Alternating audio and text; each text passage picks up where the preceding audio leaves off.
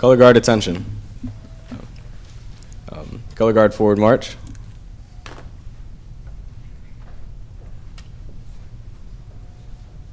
Color guard halt.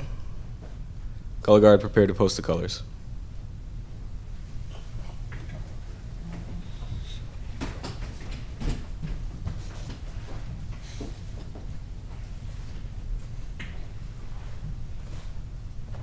Color guard, please post the flag of the state of Illinois. Color guard, please post the flag of the United States of America. Please join me in the Pledge of Allegiance. I pledge allegiance to the flag of the United States of America and to the republic for which it stands, one nation, under God, indivisible, with liberty and justice for all. Color guard, honor your colors. 2. Color guard about face. Color guard forward march.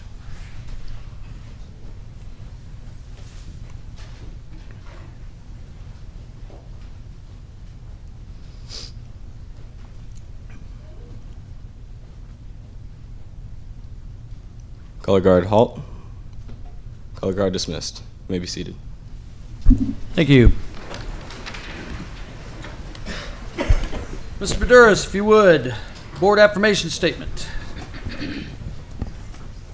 We will hold high expectations and provide collaborative support to ensure academic, social, and emotional success for all students in Valley View School District, regardless of race, gender, income, geography, disability, or native language, through rigor, assessment, instruction, and accountability.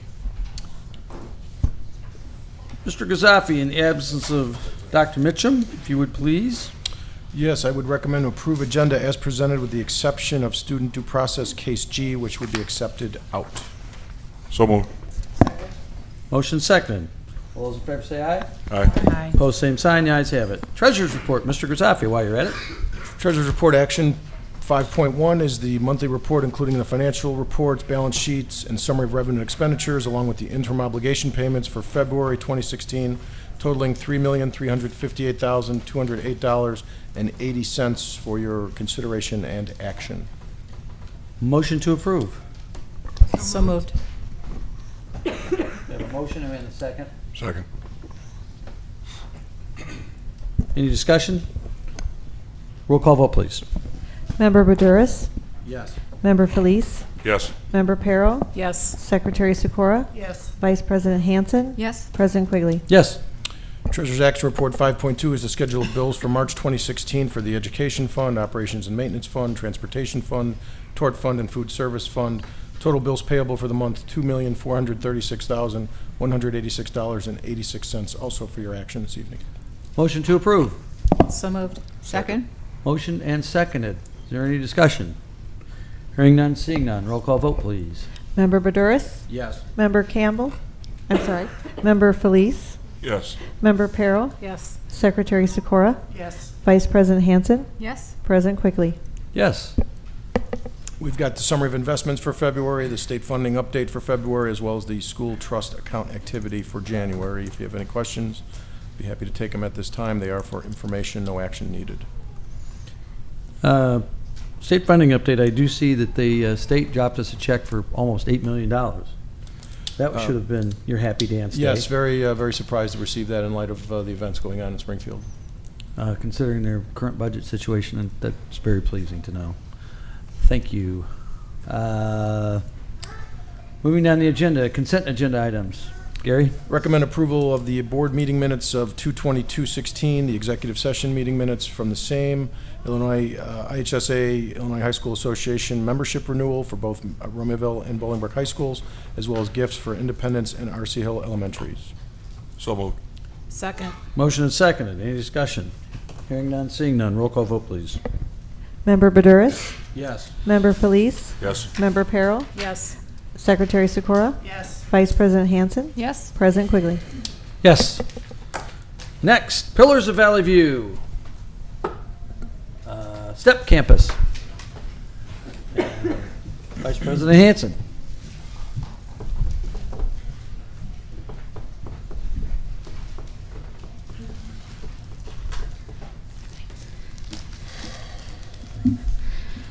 Good evening, Valley View board members, senior leadership, community members, and staff. It is with great pleasure that I introduce Amanda Sidis as this year's Pillar of Excellence at the STEP campus. Amanda, a fifth-year teacher, consistently demonstrates a hard work ethic to make an educational impact with students whom she services. In her 5 years in Valley View, she's been asked to mentor her colleagues through the district induction and mentoring program, and is frequently requested as a mentor teacher for student teachers and clinical students attending Lewis University's special education programming. She is our tech coach and Google guru, and is also part of our building's Visible Learning Committee, Data and Assessment Committee, STEP's Interview Committee, and she organizes STEP student social clubs, along with the exit and graduation ceremony. Amanda also plans and facilitates the building's annual talent show and fall and spring socials. Amanda's students and colleagues consider her a person of great moral ethic, integrity, and is well respected. Many consider Amanda to be a leader within the school as she lives out all the pillars as seen in her practice of rigor, instruction, assessment, and accountability. Thank you for everything you do for our students and our school. Thank you, Amanda. Congratulations.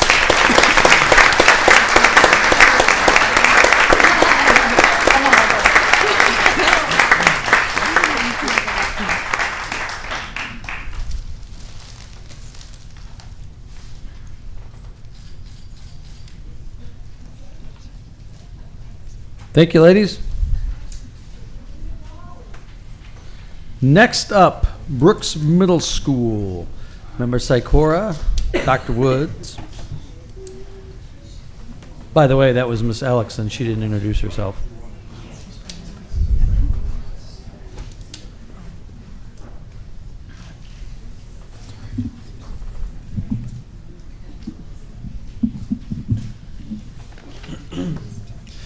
Okay, good evening, members of the Board of Education, senior leadership, members of our school community, staff members. It is my pleasure to present Amy Ligmanowski, also known as Dean Liggy, to you as a pillar of Valley View.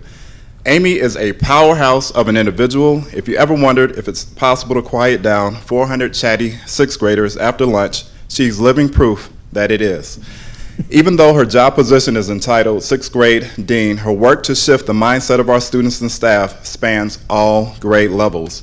She co-sponsors our Safe School Ambassador program, and she has created a variety of programs including Value of the Month to positively impact staff morale, positive behavior referrals to recognize students who make great choices, and a Gay Straight Alliance Club, a club that ensures the message of acceptance is delivered and heard by all. Thank you, Amy, for all that you do on a daily basis to enhance our school community. You truly are a pillar of Valley View.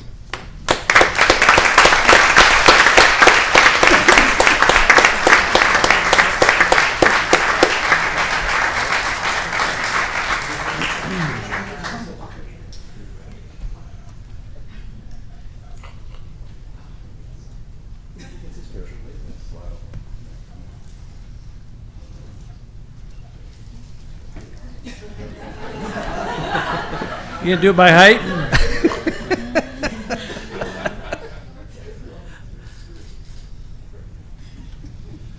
All right, we have so many outstanding staff. I had to select two this time around. I am pleased to present Officer Traynell Thomas as a pillar of Valley View. Officer Thomas, a school resource officer, consistently goes above and beyond the call of duty. In addition to his official duties, he manages to coach a successful wrestling team that you will hear more about in May, co-sponsors our Builders Club, and serves as a mentor for our Project Excellence Boys Mentoring Program.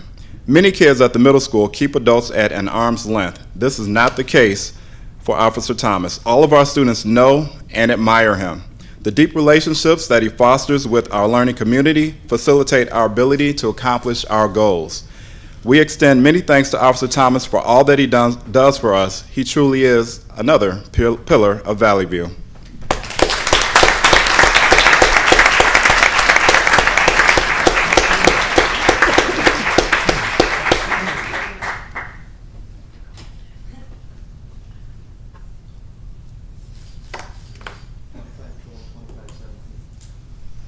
25-12, 25-17. Hot off the presses, our girls' 8th grade volleyball team move on to, I think it is the final state quarterfinals. They're on the move.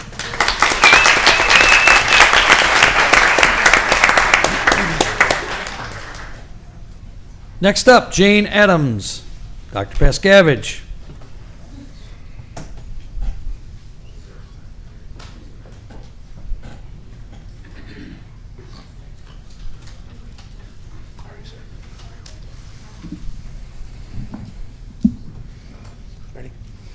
Come on, get in the picture. Senior Frank. leadership, Board of Education, President Quigley, colleagues, guests.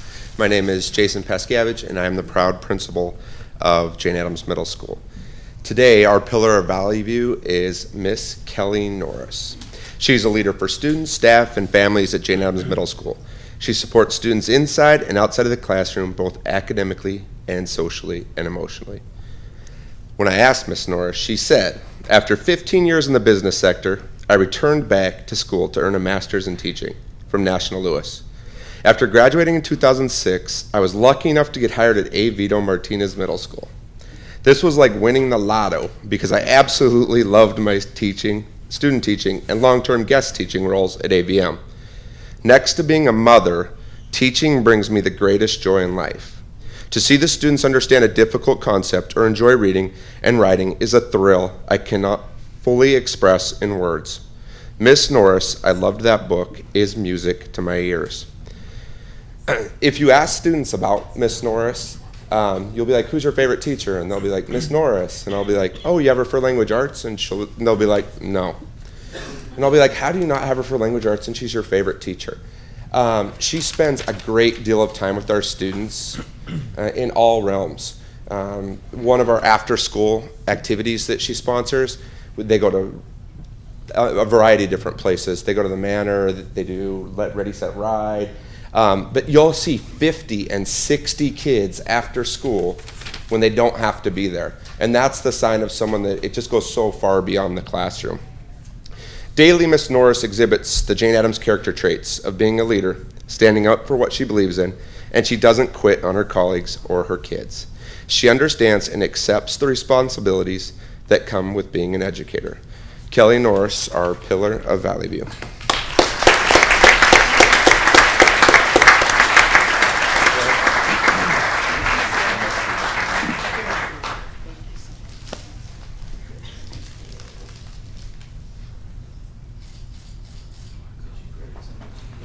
Yeah, she sends pictures all the time. Thank you.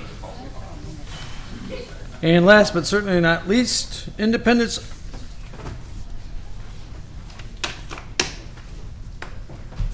And Miss Mitchum. Principal Mitchum. Oh, and McKay.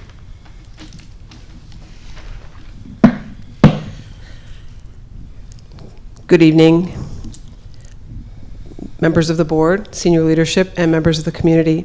I'm Kim Mulcahy, one of the co-principals at Independence Elementary, and this month our two pillars are second grade teacher, Mrs. Danette Wren, and supported education teacher, Miss Eileen Batistich. A veteran teacher, Mrs. Wren has consistently placed the needs of students first in all that she has done throughout her long career. She is always finding ways to develop herself and meet the ever-changing demands of teaching. Ms. Batistich is a first-year teacher at Independence who has shown a keen ability to connect with her students and encourage them to take risks and grow as learners. We honor them tonight because of their countless unselfish actions this year in supporting not only their own students, but also the learning needs of 2 additional second grade classes in our school. Unfortunately, 2 of their team members needed to take unexpected leaves. During this year-long absences, Danette and Eileen have embraced the guest teachers as part of their team and helped them tremendously. Just a few ways they have done this are ensuring that guest teachers understood all the curricular expectations, provided materials and lesson ideas, provided support and suggestions and classroom management procedures, and even helped to generate all of their report cards for the entire year each quarter. This dynamic duo has spent countless hours of their own time helping on so many levels, often identifying needs before they arose. However, the driving force behind their efforts was always the students and ensuring that learning was occurring in all of the second grade classrooms in our school. It is for these reasons that we are proud to recognize Danette Wren and Eileen Batistich as Pillars of Valley View.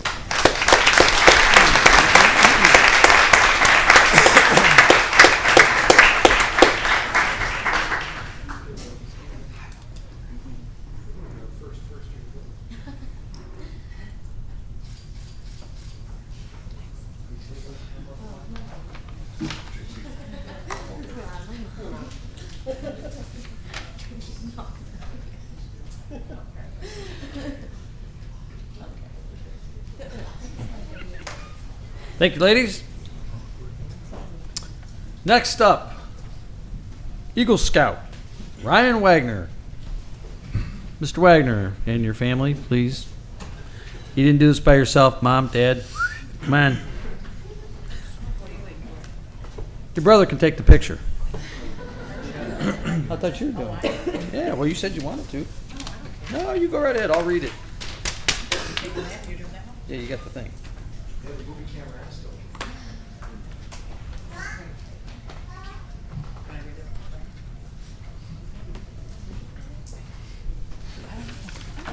You're going to read the whereas resolution. I'm going to read this. Sure. Ryan belongs to Troop 35 and has been scouting since his first grade as a Tigers Cub. So he's been in the program for 11 and a half years. He earned his Eagle rank on November 30th, 2015, and he'll be celebrating his Eagle Court of Honor March 6th at the Levy Center. So that is out-of-dated information. With that, I give you Ms. Perro, who is going to read the resolution that we have prepared for you. And I've stood up there many times and said this. If we had 1,000 more kids that were in Scouts, we'd have a lot less problems than we have in sometimes in our communities. Our school district has now 360 or something Eagle Scouts That's the that have village come of through the Bolingbrook. programs I don't between know. the schools. I don't know. It's a high number, and you should be commended. And the reason I made the parents go up there is because anybody who is involved in any programs with kids know that these things don't happen in a vacuum, and the support of your family is crucial. Remember that, young men, when you got where the other guy's at. If you make that rank of Eagle Scout, because it does come with support of your family, your friends, your fellow Scout mates. And with that, I will give it to Ms. Perro to read the resolution. Okay, whereas Eagle Scout is the highest rank attainable in the Boy Scouts of America, and whereas more than 2 million young men have attained the rank of Eagle Scout since the first Eagle Scout medal was awarded more than 100 years ago, and whereas it takes a true leader to attain the rank of Eagle Scout, and whereas Ryan Wagner has been active in scouting since he was in first grade, and whereas Ryan Wagner performed an outstanding public service by organizing and carrying out campaigns to secure several $1,000s in school supply donations from the community for the Morning Star Mission's Jump on the Bus program. And whereas Ryan Wagner attends Bolingbrook High School, where he ranks number 6 in his class and is a member of the Marching Raiders Drumline, Mathletes, and National Honor Society. And whereas Ryan Wagner formally earned his Eagle rank on November 30th, 2015. Now therefore be it resolved on this, the 14th day of March in the year of 2016, that the Valley View School District 365U Board of Education, the faculty and the staff are extremely proud of Ryan Wagner and congratulate him on all of his accomplishments in the school district and in the community. We all wish this outstanding young man nothing but the best in his post-secondary education and in his future career.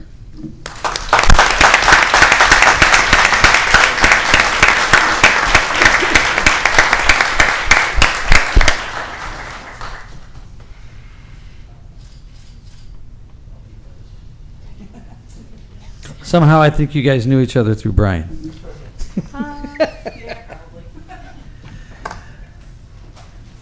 Thank you. You don't have to stay for the rest of this unless you're getting civic points. Oh, never mind. Scholastic Arts and Writing Competition.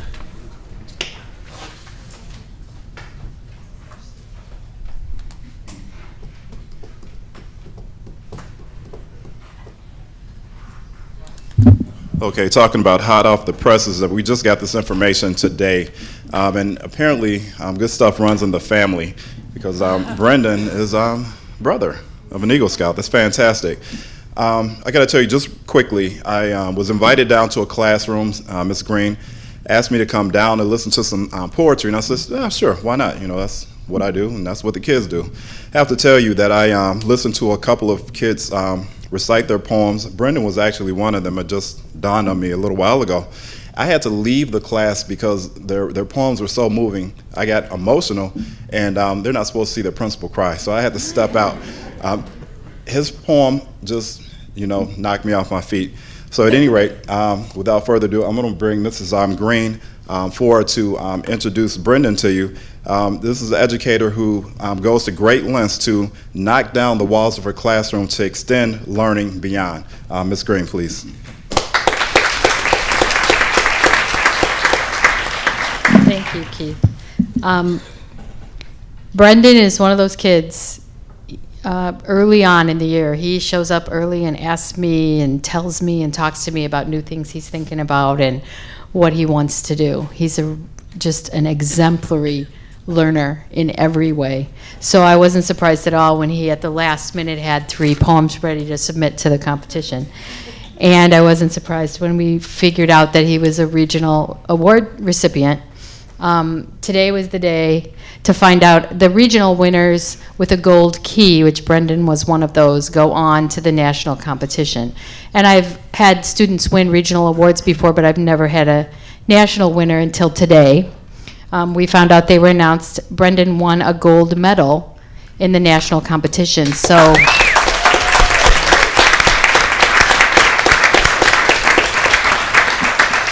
And I'm just going to read a short blurb here that explains this. He's a student that has been identified by panels of creative professionals as the most talented young artists and writers in the nation. This year, nearly 320 works of art and writing were submitted. Only the top 1% were recognized at the national level. Brendan and I have been invited to attend a ceremony at the world-famous Carnegie Hall on Thursday, June 2nd. So we're talking about how maybe we can figure out how to get there. But in the meantime, I just really want to congratulate you, Brendan, and recognize your...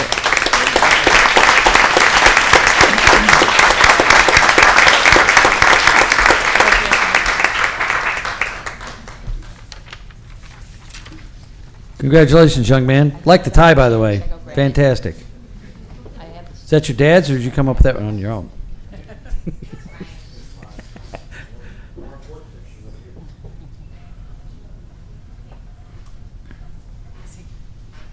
Outstanding. Thank you so much.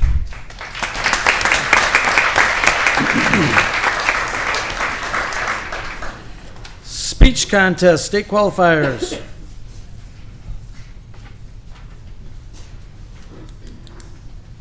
Ms. Albano, sprinting to the microphone.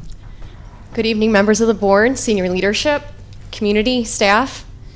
I'm actually going to have the speech coach make the introduction tonight, but I just want to say one thing about both of them. These 2 women, teacher and student, are 2 models for me of exemplary people, women, scholars, everything about them. I am so privileged. Mrs. Donna Franks Tapley is our speech team coach, and she is going to tell you about Dania Harris this evening.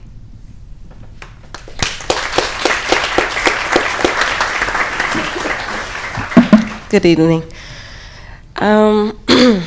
So I am the head coach for the Bolingbrook High School speech team, and I have been for, I guess, since the building opened over there, the new building. And I have had the opportunity to work with several, tons of students who've come through the program. When Dania Harris came to me as a freshman and to our informational meeting, and I met her mom, she said, "Oh, my daughter's a writer. She likes to write." And that has held true from her freshman year until now, her senior year. The speech program, the students compete in 14 individual events, from public speaking to dramatics to comedy and poetry, reading and writing and so forth. Dania was always full of bright ideas, starting with her freshman year with the first speech that she wrote. And like I said, it's continued through her senior year. So what I did today, I kind of did some research, and I went back to her freshman year and the medal count. The students compete between they compete between 12 and 15 tournaments a season, and with 14 different individual events and up to 20 high schools competing, there could be over 40 or 50 kids in each category. And at any given time, Dania was able to compete in at least 2 each Saturday. And so I looked back at her freshman year when she first started as a novice and writing her original oratory. Just throughout that season, Dania won 2 medals that season. Okay. Then I looked ahead at her sophomore year. Dania won 5 medals throughout that season. Her junior year, she ran for team captain. And I think that's probably have been today, even though she went to state this year, her most productive season. Of the 10 to 12 tournaments that they go to, Dania won 20 medals that season. That's almost a medal or 2 at every tournament that she attended that season.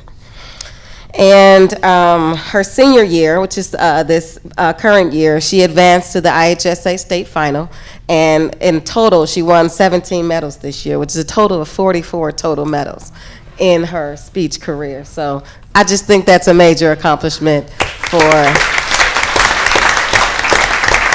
any student who's found a way to overcome one of our human beings' most fear is the fear of public speaking. So she's mastered and conquered that. And I have a few more stats about Dania before I sit and I present her with her awards. Dania has started an Empower group. It's a active group where students come and they talk about issues that are going on in their lives and in their community where they can speak freely. And she has started that group this year, her senior year.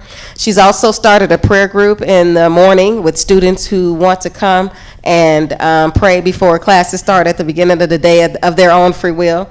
And along with being my team captain for 2 years for speech team, she's also was a first place finisher in the Agape Foundation oratory contest, where she got to deliver her speech for a huge crowd, along with the poet and writer, Miss Nikki Giovanni.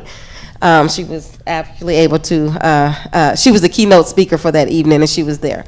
So having said all that, Dania is definitely one of those students that deserve to be recognized. She is an A student with a very high GPA and a very bright future. And I just want to congratulate her and thank her for being a part of our program.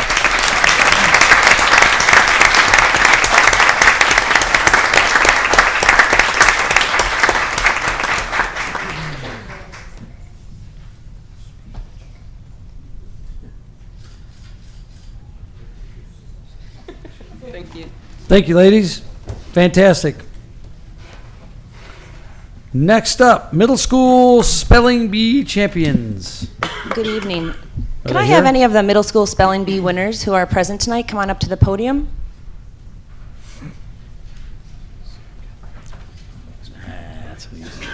Good evening, members of the board, senior administration, audience, and community. My name is Karen Flores. I'm the Executive Director for Educational Services for grades 6 through 12 and STEP. And I have the honor this evening of sharing with you the winners of the Valley View Spelling Bee. In first place at Lukanzik Middle School, Arta Asmani.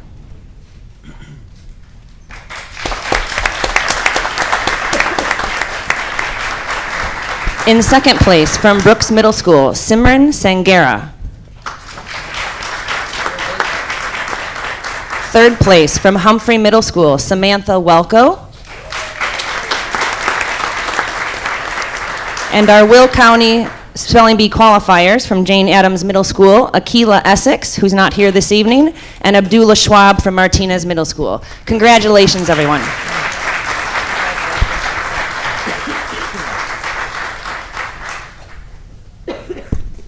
So if you look up spelling bees on the internet, they see who the champions were, going all the way back to 1925.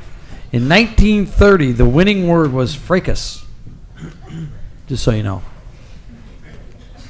I don't even, let's see. And in 2015, I'm going to defer to the lawyer and see if he can.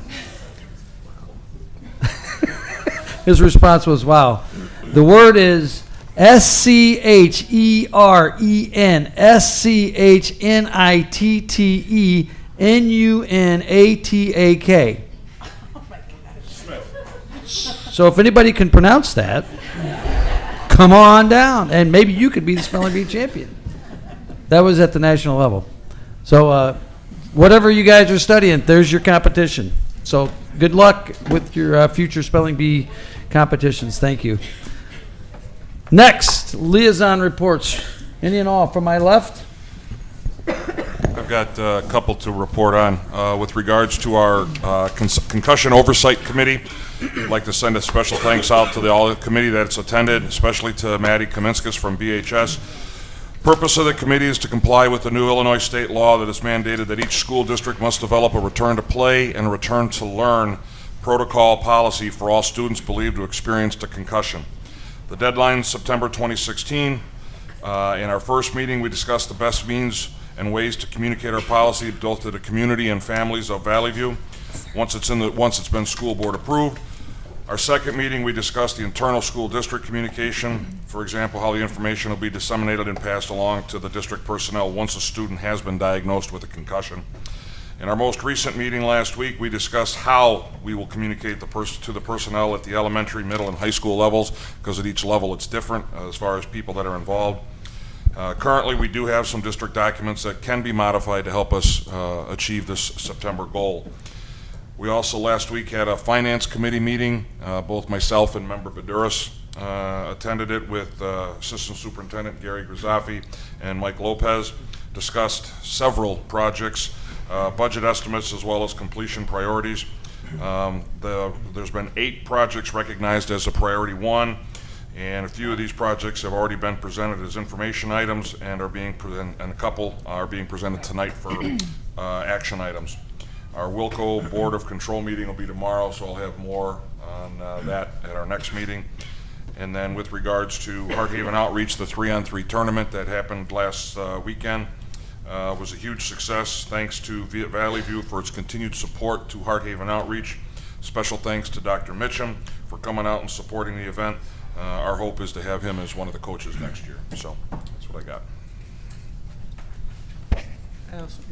Go ahead. Nope. I attended the building facilities meeting with JT Baduras.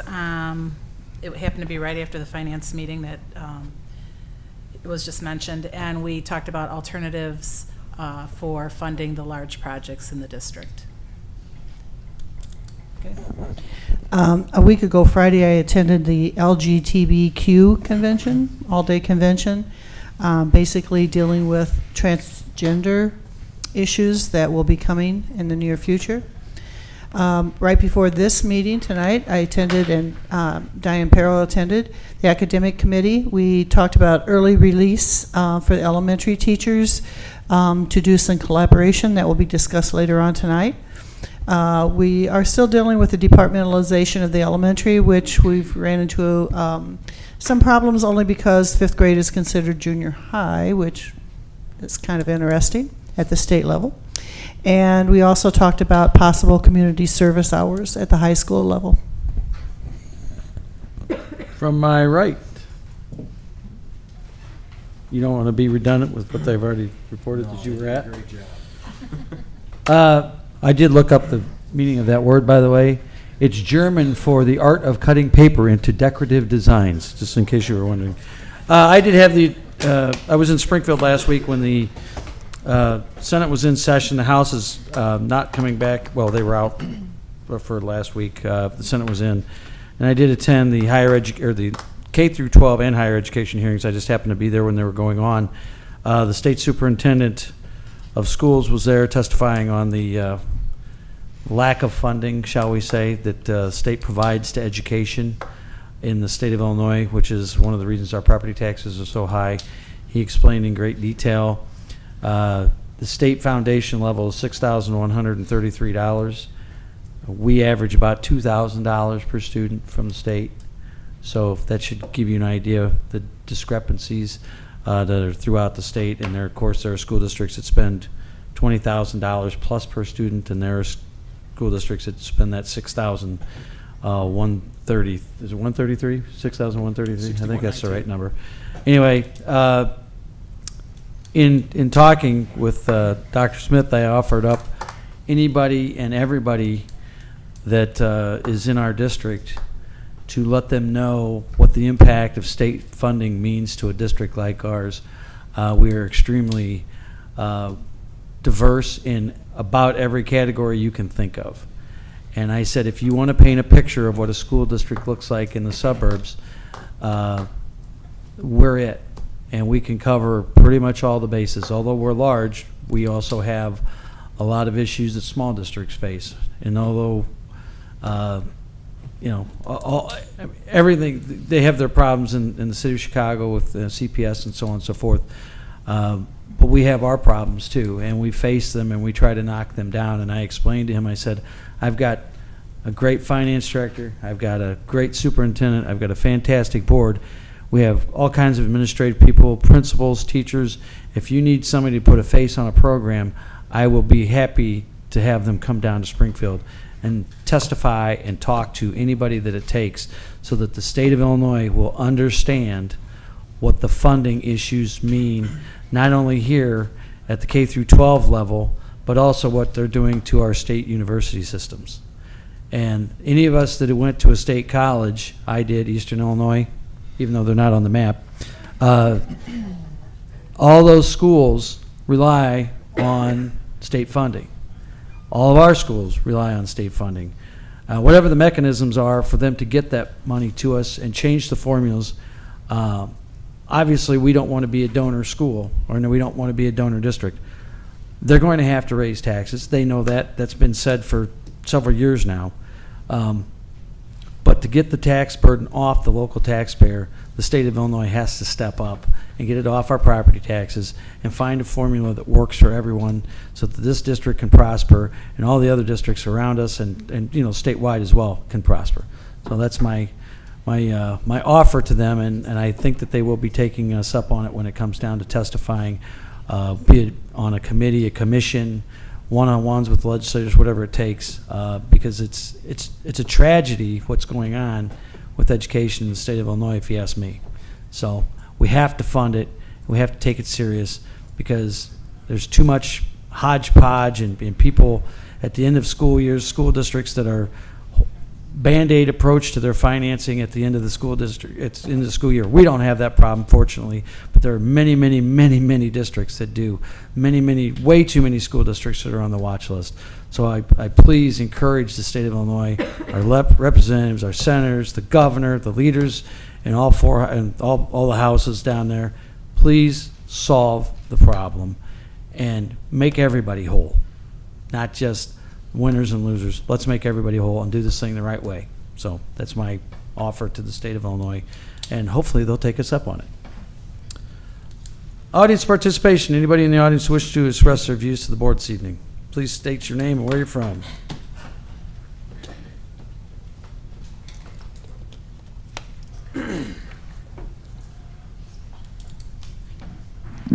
Okay, good evening, ladies and gentlemen, members of the board, and our staff, and our parents and guests today. My name is Dr. Sharon Alexander, and I am a former assistant principal from the Valley View School District, principal in the Plainfield School District, and currently the Oswego School District. I come tonight as a proud parent. I can always say that I am extremely happy about the education that my students and my children are receiving in this school district, and I will tout it all over the area how wonderful this school district is. So I start out very positively and would like to let you know how happy I am to be a parent here. I am a little concerned because being an educator for 17 years and working with students in the area of teaching and learning, and specifically accelerated and gifted instruction, I have had concerns for my own son in the program that we currently offer for academic performance for our gifted and accelerated learners.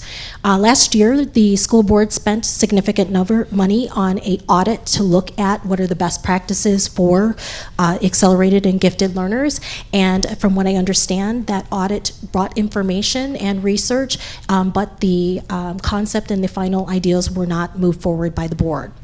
My son is currently a second grader at Beverly Scoff Junior High, Beverly Scoff Elementary School, and I made the decision very early on. I'm an educator, so my children have been in school since they were 6 weeks old, and they have been in education, and they are getting that foundation at home, so they're very strong learners.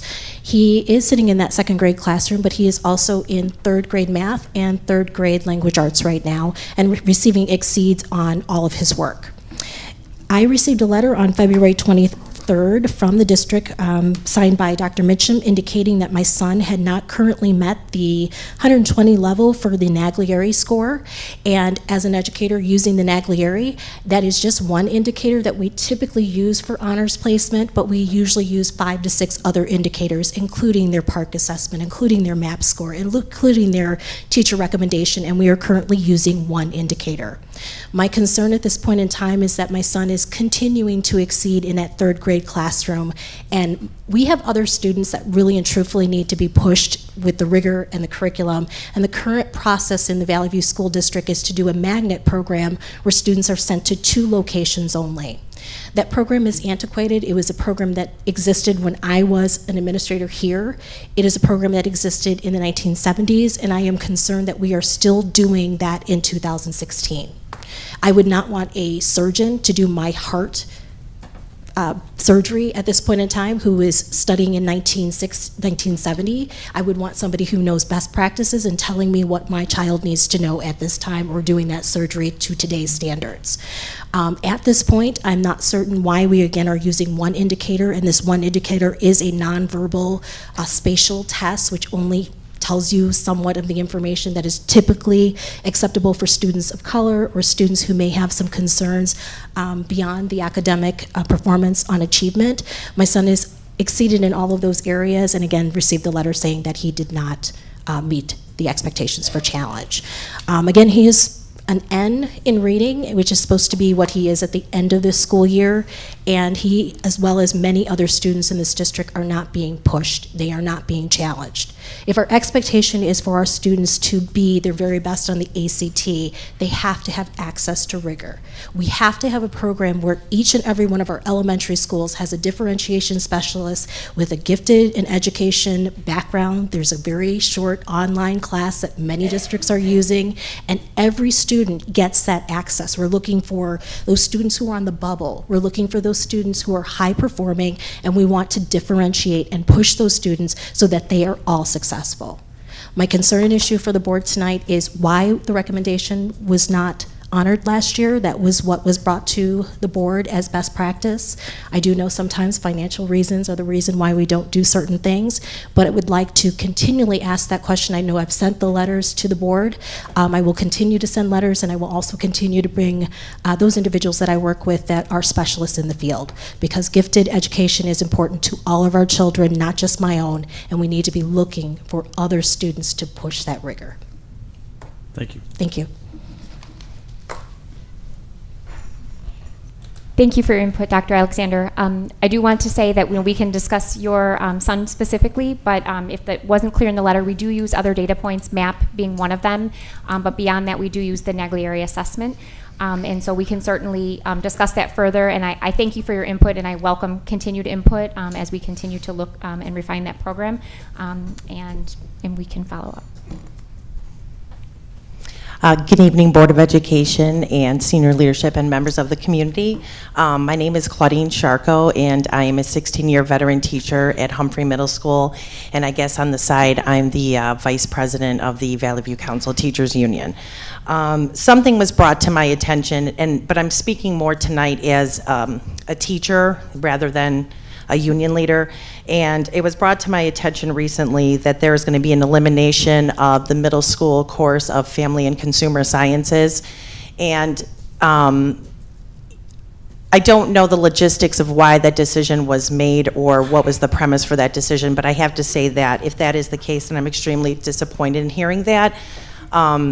just to give you some personal experience, when I was in middle school, my mom was a single parent, and I often came home when my mom was at work, and I'd have to make dinner for myself and learn certain skills that, you know, two-parent families would have for their children. And that was something that I kind of had to do on my own with a little help from an Italian grandma and the home ec in middle school. And one of the things that I love being a teacher at Humphrey is we are moving into a field of education where accountability is at its highest, rigor is at its highest. We are trying to prepare our students for college and career readiness.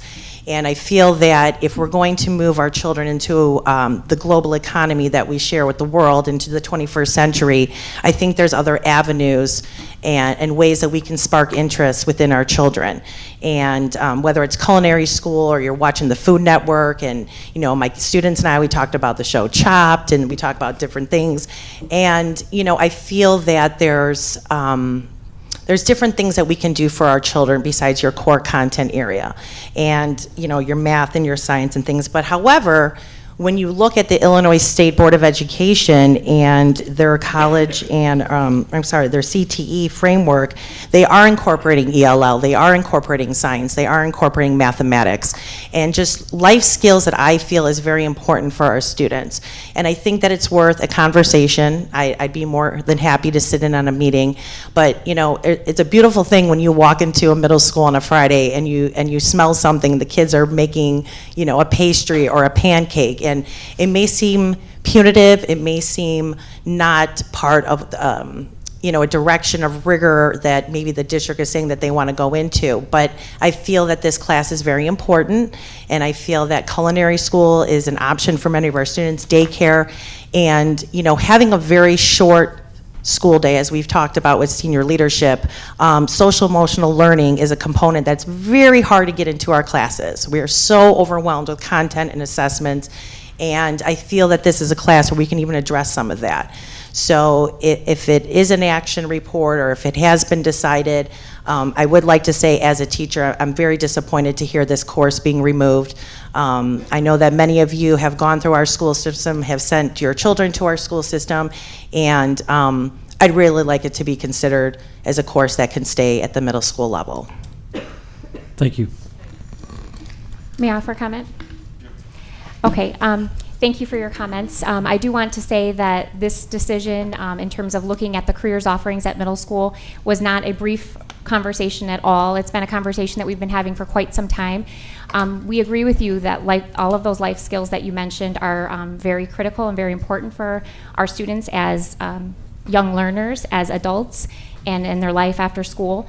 We are pressed with looking at all the constraints and all the demands that are placed upon us to prepare our students for the next level in high school and beyond. With that said, we consider the relevance of the curriculum and how we can provide these opportunities for our students to learn these skills, and then what other opportunities are available for students to get access to similar type of opportunities or additional skills. So family and consumer science at the middle school level does not just cover food and nutrition. That is one unit of study that they do cover. Mm-hmm. And so when we look at that, we also look at what other things does it cover. And so personal finance or finance and consumerism, for example. Well, we know that for certain those students are going to get access to that skill and that learning at high school through a required course that all high schoolers are required to take, which is called personal finance. You may be more familiar with it. It used to be called consumer ed.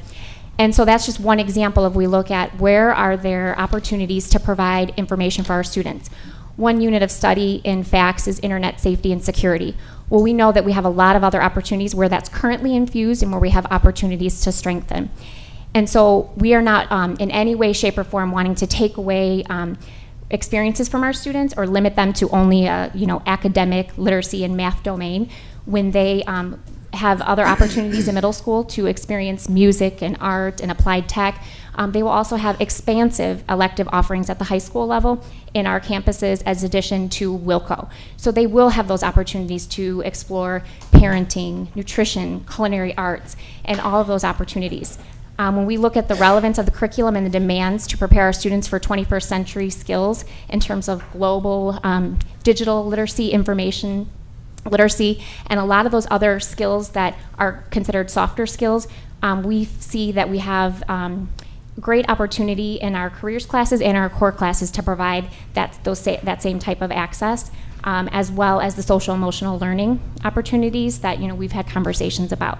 So I do want to say that we continually review programming. These decisions aren't made in any short order, and we've thought about this a great deal, and we've had this conversation with all of our principals at the middle school level and all of our directors as well. And so I do want to say I will certainly have a follow-up conversation with you or any board member if you would like, but we've put a great deal of thought into what is most pressing and relevant for our learners right now to prepare them for high school and beyond. So the facilities like Humphrey, when we went through, I think, a $2-3 million renovation of the building, and we have that extensive kitchen. So what would happen to those spaces at Humphrey and I believe Jane Addams and Lukansic? I mean, is it there just in case the program comes back, or because I know the facilities are there and well equipped. Yeah, I can't speak to costs of renovation or any recent renovations. I'm not familiar with that or the expense associated with it. I can tell you that in some cases, some of the equipment is not that up to date, so would requiring update anyway. However, the space is at a premium in all of our buildings. So I can tell you that the space will not go unutilized, and it will be in fact used in other ways depending on the needs of that particular building. I appreciate that. I just want to, just reiterate that when we talk about our stakeholders, that we are including our parents and our students in those decisions as well. So, thank you. Thank you. Moving down the agenda, student due process case. Recommend student due process cases A through F and case H be approved as presented. Motion? So moved. Motion and seconded. Any discussion? Hearing none, seeing none. Roll call vote, please. Member Buduris? Yes. Member Felice? No. Member Peril? Yes. Secretary Sikora? Yes. Vice President Hansen? Yes. President Quigley? Yes. Ms. Kinder? No action this evening. Thank you. Mr. Krasafi, walk-in freezer replacement. Yes, 5 bids were received for the replacement of the refrigerator and freezer at Oakview Elementary. The unit was originally purchased, we believe, original to the building in 1971. We did budget $50,000 for that item. 5 bids, as mentioned, were received. We are recommending approval of the low bidder, Trimark Marlin from Bedford Park, Illinois, be awarded the lowest qualified bidder in the amount of $51,235.24. Motion to approve? So moved. Second. Motion and second. Any discussion? I assume that'll be done this summer, or they start right away? This summer. Summer. We have motion and second. Any further discussion? If not, roll call vote, please. Member Buduris? Yes. Member Felice? Yes. Member Peril? Yes. Secretary Sikora? Yes. Vice President Hansen? Yes. President Quigley? Yes. Action Report 12.2 is roofing projects contract. At several recent board meetings, namely October 2015 and January 2016, we presented the related proposed capital improvement projects upcoming for this summer. Several roofing projects include the B.J. Ward Elementary, Irene King, Jamie McGee, as well as Jane Addams Middle School and Humphrey Middle School. All of the roofs at those schools mentioned are between 21 and 24 years old. The combined cost of the projects, including construction, management, engineering, and general conditions of the project, totaled $5,486,930. Funding for the project, should we receive approval, would be incorporated into the FY17 budget via either a bond financing or a capital lease purchase agreement. The contractors, and we have 3 of them being recommended to do the work, are all wanting to incorporate our roof work into their summer schedule. As mentioned, we have the 3 different contractors, all of which have done work for the district in the past. It's pretty evenly balanced in terms of the dollar figure and the square footage of who would be doing what. And so we are recommending approval of the amendment to energy savings contract with Performance Services to perform the work at B.J. Ward, Irene King, Jamie McGee, Jane Addams Middle, and Humphrey Middle in the amount of $5,486,930, with the contract subject to attorney review and approval. Motion to approve. So moved. Second.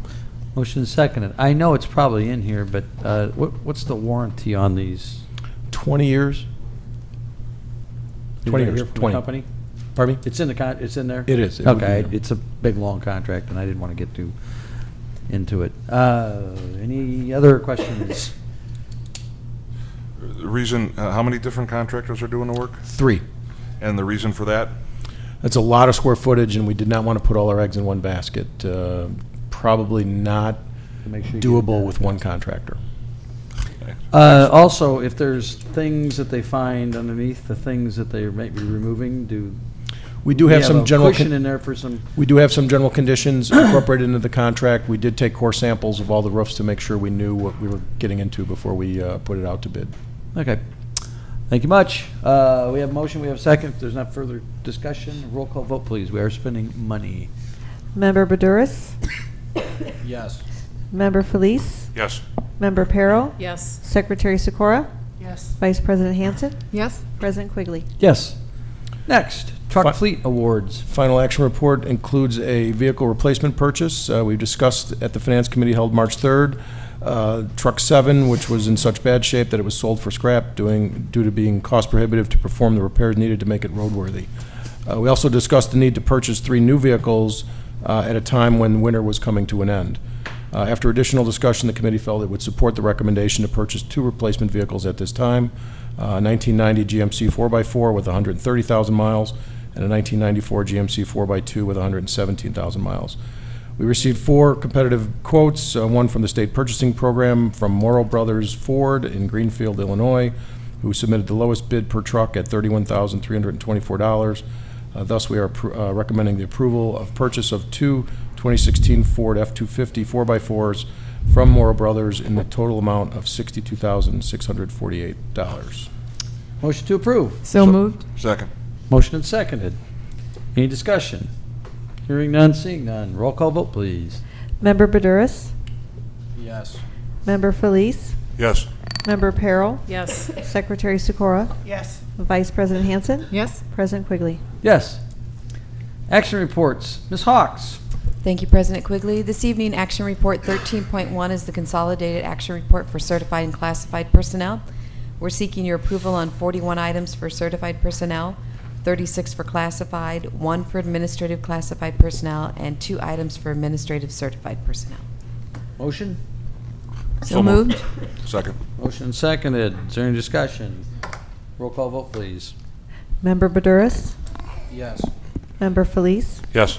Member Perro? Yes. Secretary Sikora? Yes. Vice President Hanson? Yes. President Quigley?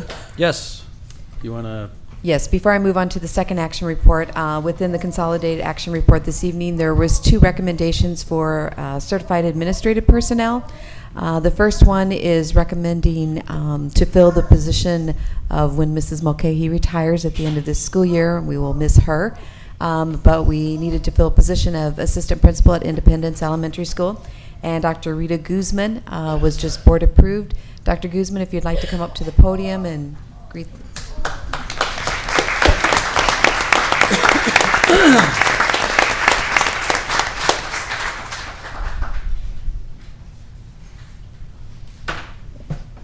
Good evening. Let me see if this goes low enough. There's a step stool in there if you want to flip it out. Thanks. Good evening, Board of Education, senior leadership, and community members. I am eager for the opportunity to expand my expertise. I look forward to the embarking on new experiences and making a difference in the lives of our students. I truly thank you for the tremendous opportunity to touch even more lives in our community. Thank you, Mrs. Killingsworth, for being my mentor for the past 2 years, and for all of the Pioneer community and students for giving me so many experiences and opportunities. And thank you, Independence, for welcoming me with open arms. Thank you. Thank you. Thank you. We know that Dr. Guzman will be a great asset to the Independence family and the community there. Her expertise and background and bilingual education will be greatly utilized.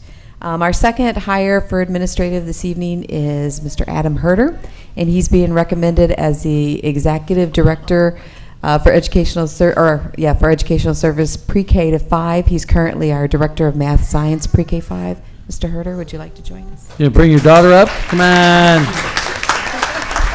Take them all up there. Let the little cat go too. Look at him. Hold him up so you can be seen on TV, bub. Look up. Look up here. We got it. TV. All right, well, thanks for letting me bring them up. Board of Education, senior leadership, audience, and community. It's a humbling honor to be provided with the opportunity to lead our elementary staff. Teachers and principals and other staff in schools all around the country work as hard as anyone, but nobody works harder than the teachers and staff and administrators in the Valley View Elementary School buildings. And it's honestly an honor for me to be able to continue to support their work in making sure that our students continue their momentum in learning. Thank you very much. Thank you for all you've done so far and what we look forward to you doing in the future. Thank you, Mr. Herder. Action Report 13.2 this evening is Resolution Number 1540. We are recommending that the Board of Ed consider for approval and adoption the resolution authorizing dismissal of educational support personnel employees for reasons other than reduction in force. Motion? So moved. Second. Motion is seconded. Any discussion? Hearing none, seeing none. Roll call vote, please. Member Badouris? Yes. Member Felice? Yes. Member Peril? Yes. Secretary Sikora? Yes. Vice President Hansen? Yes. President Quigley? Yes. Next, this is what you all came for, the lawn services renewal contract information report. Just a quick information report regarding our renewal of lawn service contract. We're coming off a three-year bid with an option to renew for 2 additional years. The incumbent provider, True Green, has agreed to revert prices back to the original inception of the contract, 2012-2013, and so we will be bringing it for action at our next meeting. Just for public information, we cut our own grass. This is for, to kill grubs. Anybody's had a grub infestation in their yard? No. Weed control, lawn fertilization, and grub control, yes. And fertilization. I would like to publicly commend True Green for wanting to revert their pricing back to 2013. That doesn't happen very often, and appreciate their partnership with Valley View. Thanks. Next, technology update. We've got a technology update information report for you, just to kind of give you an update on what's going on within the district technology-wise. For that report, we're going to bring up our Executive Director for Technology, Astrid Welch, and she looks like she's got 2 other members of her staff. 3. Thank you, Ron. Sorry, Ron. Ms. Welch. Good evening, and distinguished members of the board, Assistant Superintendent Grizzoffi, Kinder, Executive Director Hawks, educators and administration and families of the Valley View school community. I'm delighted to have an update information for you about some of the initiatives that the technology team have been working on. And I am joined together with a couple of humble members of the team, Catherine Newman, who is our Instructional Technology Manager, and Mike DeLeon, who is one of our Instructional Technology Specialists. We've come to you a number of times to ask for funding to do some upgrades, and we thought it was timely to give you an update on where we are with implementing some of those situations that we've been doing. So I need to forward on here. Thank you, Ron, for setting that up for me. So currently, as a technology department, we are working on, amongst other things, the wireless upgrade, a new phone system, our data warehouse, in collaboration with our data and assessment department. We're going to present to you information from our middle school technology survey that we completed in collaboration with our colleagues in the building administration, our educators, middle school educators, and middle school students. And we're going to spend a little time to celebrate Mike DeLeon's achievement of becoming a Google certified innovator, one of a very few individuals throughout the world. So without further ado, I'm going to give you a brief update here about our wireless upgrade, which we came to you last August to request that we utilize some district funds to work with the new E-rate funding that the federal government provided us.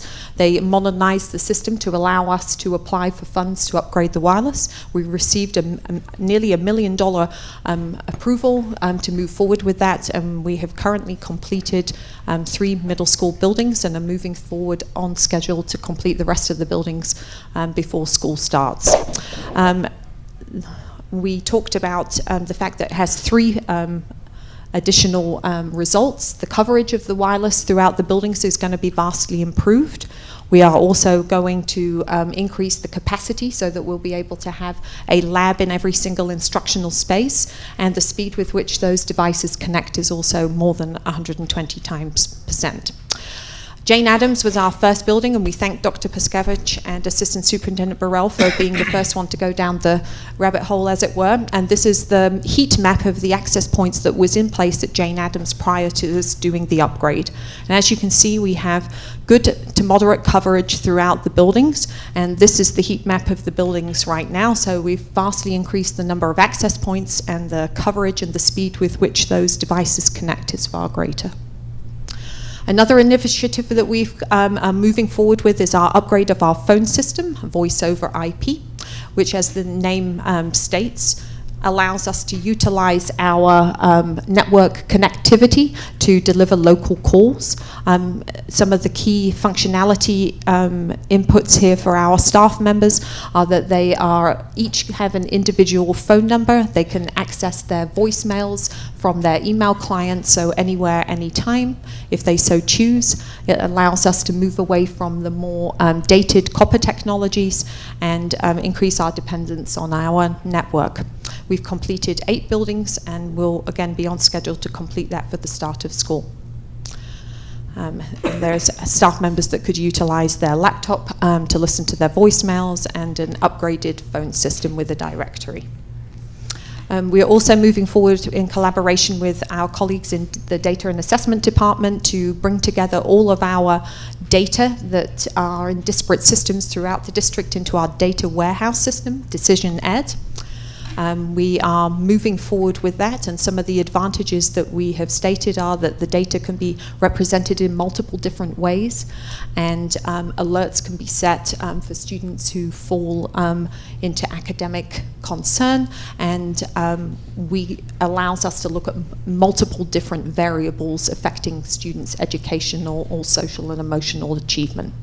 We're well on track to begin training of our administrative teams in June. Any questions about those 3 initiatives that we're working on? Then I'll move along here. We've been fortunate, and I'd like to say a big thank you to the middle school administrators and the educators in our middle school buildings, because we could not have done this without them. But we delivered a normed data survey to our middle school staff members, and a statistical sample of our middle school students, which our data and assessment team provided us with. The survey is called Bright Bites, and it is a survey that 6.5 million students throughout the nation utilize. 1 in 5 schools across the United States utilize this survey. And it provides us data on how technology is being utilized in instruction and in learning. What kind of access do our students and staff have to technology, and how is the instructional delivery system utilizing technology? So we in Valley View are very excited to begin this journey, because it allows us to take some of the anecdotal information that we receive from our building technology support staff and our administrators and all educators in the building, to have some hard data to match what we're hearing anecdotally. We can utilize this data to ensure that we are on mark with some of the initiatives that we are going to be utilizing, and check that the effectiveness of the initiatives that we are doing does in fact work. Just real quick, I don't want to interrupt you very long, but on the next slide, the proficiency thing, and you just kind of you just talked about it. Yes, certainly. Yep. That gets us where this is going to get us up to the next level, correct? It most certainly is. We were very proud of the fact that overall Valley View is in the high proficient area. Our school across all 5 middle schools came in at 1,069. The average was 1,046, and other districts that are involved in this survey are some of the districts such as Maine 207, who've had many years of one-to-one initiatives, many years of instructional specialist coaching staff with the integration of technology. So kudos to our building administration, our curricular directors, and our educators in the classroom who are utilizing technology extremely effectively. So it provides us a benchmark on 4 different areas, and we're able to drill into the data. So the other piece that we were extremely excited about, and as Assistant Superintendent Kinder rightly mentioned, is that we can look at all the spreadsheets that we want, that we believe that we have equitable access to data, but the results of the survey prove that we're within 3 percentage points of all our 5 middle schools receiving equitable access to the data. So that's kudos to the technology team and all the other curriculum departments that have utilized technology to deliver a curriculum, as well as the buildings. So some of our areas of celebration are our educators' and students' belief about the power of technology to assist with implementing technology, our access at school and at home to technology, and the key areas of success of our educators with foundational skills with the utilization of technology. So we have more than 90% of our educators that strongly agree that technology can enhance student learning. We have over 90% of our educators that believe that they would like more effective instruction on how to utilize technology in teaching and learning. We also have areas of success where our educators are utilizing technology on a one-to-one basis. We recognize that the access to the internet isn't where we would like it to be. It's in the beginning, but a wireless upgrade should take care of that. So we are looking forward to seeing that number improve once all this was done prior to an upgrade to the wireless input. And then we also have our educators utilizing technology and their thoughts and beliefs. A very exciting statistic is that our middle school students reported that 96% of them have access to the internet at home. So that potentially will open up some opportunities to us going forward.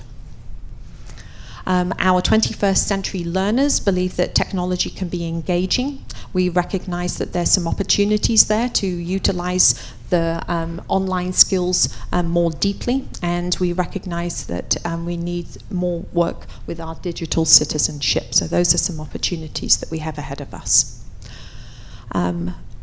Some of the growth opportunities that we believe this data states is that we have need increased frequency of computer use and provide increased professional development to our educators with integrating the technology and embedding it into their instruction and curriculum. Our teachers do a lot with what they have. 43% of our educators strongly agree with the statement that they either can have their students have access to technology on a daily or weekly basis, compared to 71% of the other districts surveyed. So they do a phenomenal job with the resources that they have. We also see that our educators need more professional development. They believe that the technology is significant, and they're asking and requesting that we provide them with more professional development into that integration component. So we're below other districts with that. So our 21st century teacher, these educators believe 86% that technology enhances the teaching and learning experience. They have excellent foundational skills to utilize technology, and I credit that to the curriculum direction that they receive, and also the fact that we've been one-to-one with our educators for a number of years. We began that program with laptops in the hands of our staff members in 2008, so we have 8 years of history. With that, we recognize there's some opportunities for digital citizenship and some other areas. So I'm going to hand you over now to, am I too early? To Catherine Newman. We were deciding where to do, to summarize some data, and she's going to hand over to Mike DeLeon to give him an update, and we'll be welcome to take any questions you may have. Thank you. Thank you. Thank you for forwarding it on. So thank you, members of the board and community members. Some areas of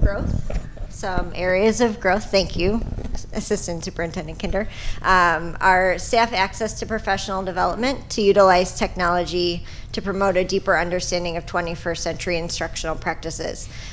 We know that technology alone is not the answer. We need classified and certified staff members in front of our students every day with passion and the intelligence and the rigor and the relevance and the assessment to make the biggest difference. And I see some familiar faces in the audience of our educators who are doing that very thing every day with the technology they have available, and it's only going to increase as we add more technology as a teaching tool for our students and our staff. We also want to increase student access to devices and increase our Wi-Fi coverage and give them access to greater opportunities so that they can have personalized learning opportunities. Things that would normally take teachers a very long time to make yellow copies and blue copies and pink copies to differentiate instruction can be done on technology, and then they can focus more on personalized instruction, one-on-one FaceTime with their students.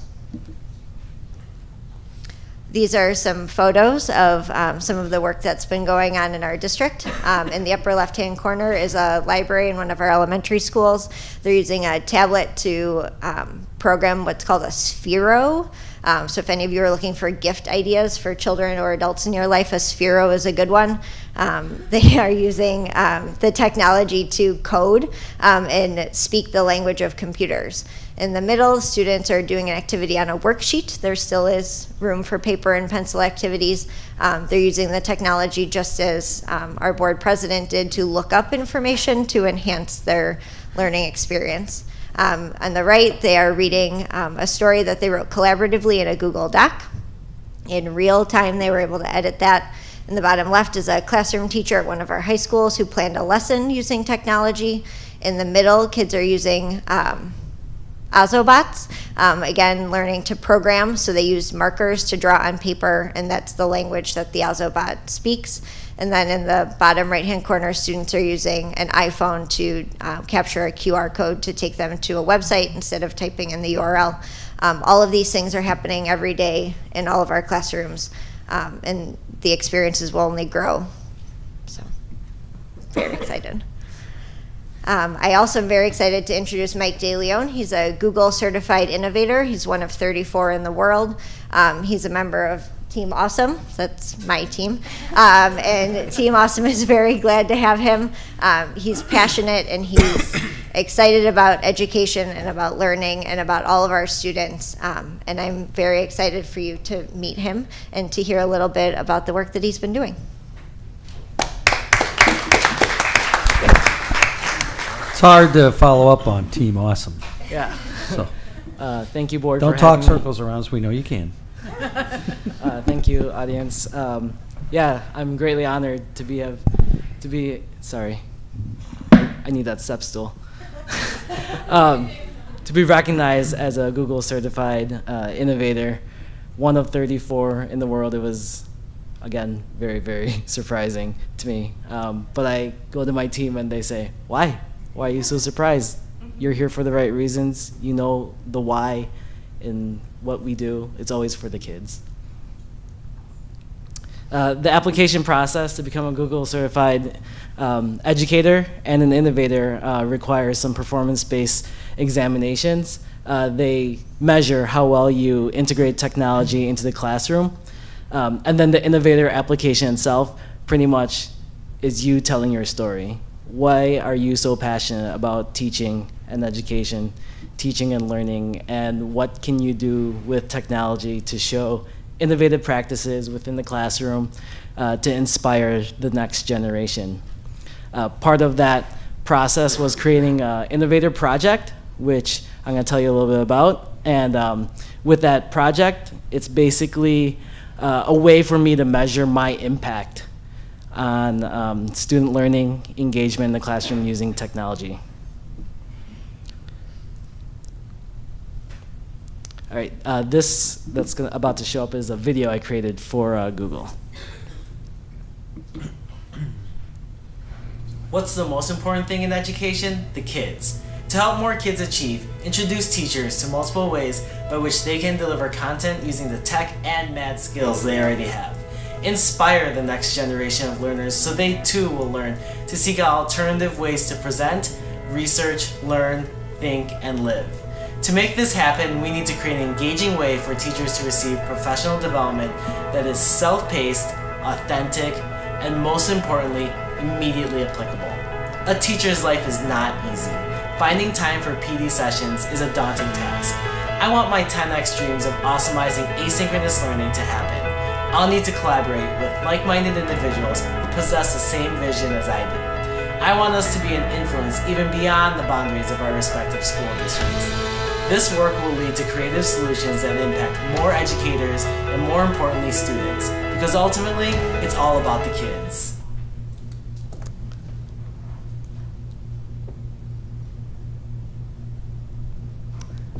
So my project is geared primarily to work with teachers within our district to help them integrate the technology into their classrooms and then bring that to their students so that they can have those kids do awesome things, do more than just, hey, let's use Google Documents to type this paper. Why don't we think about sharing it and getting collaboration from the class next door, down the hallway, in another district. So we're always looking at innovative ways to bring learning opportunities to all. Part of the innovation project involves these 5 key principles, or I think I might have 6 in here actually. But part of it is think big, start small. No matter how big or ambitious our plans are, we have to remember that we always need to start somewhere. During the Innovator Academy, we had these things called Sparks and Sprints. And oftentimes I think about how our district works, and we get program here, program there at each meeting. We approve or deny, but these are all going to be our sparks. And then when we bring it back to the classroom and we implement, those are going to be the sprints, because that's when the teachers are going to take these programs and they're just going to run with it. I like to think of it as bits of inspiration and then implementation. Iterate and fail fast. So what this means is that we're not looking for perfection, but we're looking for continual innovation. Failing is a good thing. We need to learn from our mistakes so that we can modify our plans so that we can reach our goals. Oh, all these pictures, by the way, are straight from the Google headquarters in Mountain View.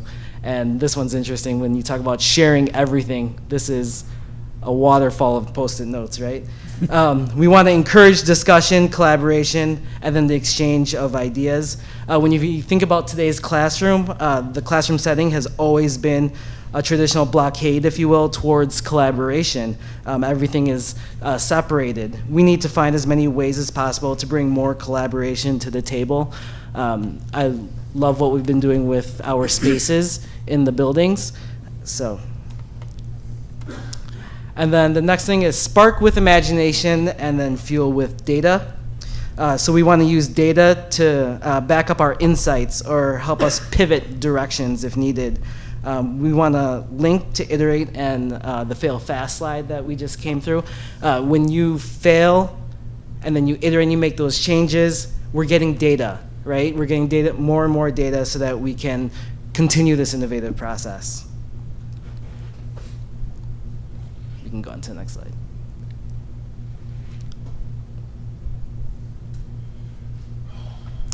And then finally, we want to have a mission that matters. The projects that all of us innovators are working on, they drive change in education. They impact educators and students. It's something we're all passionate about and have the potential to touch many lives. In this picture, my team had to pretty much pick up all this garbage and then make a light bulb.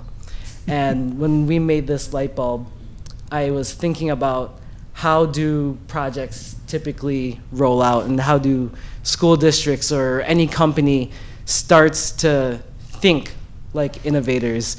And one analogy that I thought of was, imagine if we were a society, or a company, if you will, of individuals who made candles. And if we made candles, we needed candles to do our work, to live our lives, so we can be productive at night when the sun goes down. If we want to be innovative, what do? Do we add more wax to the candle? Do we get a longer wick? Do we just make more and more candles? No, why don't we innovate and create something totally different, and something that has nothing to do with a candle, but like make something like a light bulb. So what's next? What's next for me and the rest of my cohort is to continue the work on our project with Google The coaches that we are assigned are mentors and the rest of our cohort. We have frequent check-ins and tests on our project throughout the course of the next year and beyond. And then finally, the application and implementation within instructional technology. I want to provide continuous learning opportunities and support for the staff here in Valley View so that we can inspire the next generation of innovators that are sitting and learning in our classrooms today. Thank you. Thank you.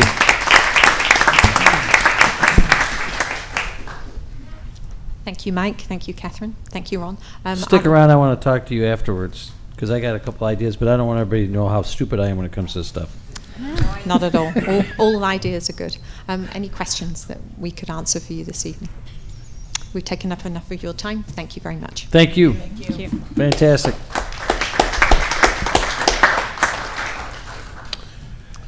Next Solar information- energy. Yes, next information report is a solar energy savings presentation. We've made several presentations over a few board meetings in the past regarding the potential of a solar panel array at several of our school roofs. At that time, the board had many questions, and so at this time, I want to bring Mike Lopez up to do a couple introductions with a couple guest presenters. Good evening, Board President, members of the board, senior leadership, community, and audience. At the January board meeting, as Gary mentioned, we presented an overview of both the roof projects and the accompanying solar projects. We are pleased to have received approval earlier this evening to proceed with the much-needed roof renovations at the 5 schools. Tonight, we'd like to be able to demonstrate both the short-term as well as the significant long-term value of incorporating photovoltaic or solar panels onto our roofs. From that January meeting, the board had some very specific questions and comments, and tonight we have 2 experts in the solar panel industry to address the various aspects of solar installations. Mr. Ryan Stout is a solar manager for Performance Services Incorporated. He's been in the energy industry for 14 years and has managed 65 solar installations in commercial and residential markets. He's designed and developed 45 megawatts of solar projects, including Indianapolis International Airport and projects in the commercial, municipal, and K-12 markets. Currently, he's working on 28 megawatts in development stages. And just as a point of reference, we are contemplating, I think, about 2.2 megawatts of electricity on our 5 roofs. Mr. David Wilms is also here with us tonight. He is the co-founder of C&E Solutions, which is a solar energy development company out of Libertyville. He has led the effort to install solar panel systems at Libertyville School District 70 at 2 different schools, Highland Middle School and Butterfield Elementary School, covering a combined 120,000 square feet between both buildings. Again, as a point of reference, we are looking at, I believe, about 300,000 square feet. His project is believed to be the largest solar-run school district in the state of Illinois.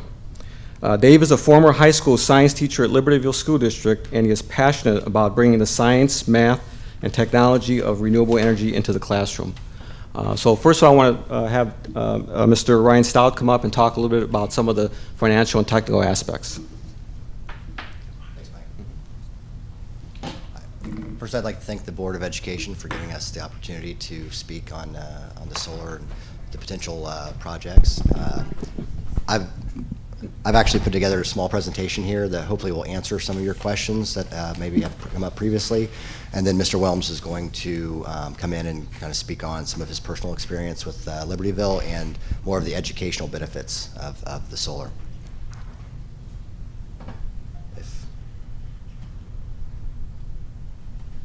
If you go back to the last one, sorry. The last presentation.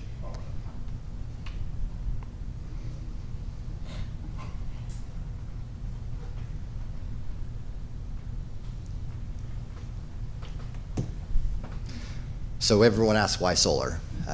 It's really in this day and age, it's an investment in the future. It offers financial stability to school districts, locks in your energy rates, and as of now, it's actually adding money back to the general fund to help go into other projects or capital improvement projects. There's also the educational piece. What gives us each of the systems will give on-site learning tools. It's all the information from the systems are accessible via the internet, live data, and it can be incorporated into the curriculum. Also, the environmental factors, obviously just reducing the CO2 and just being models of energy stewardship.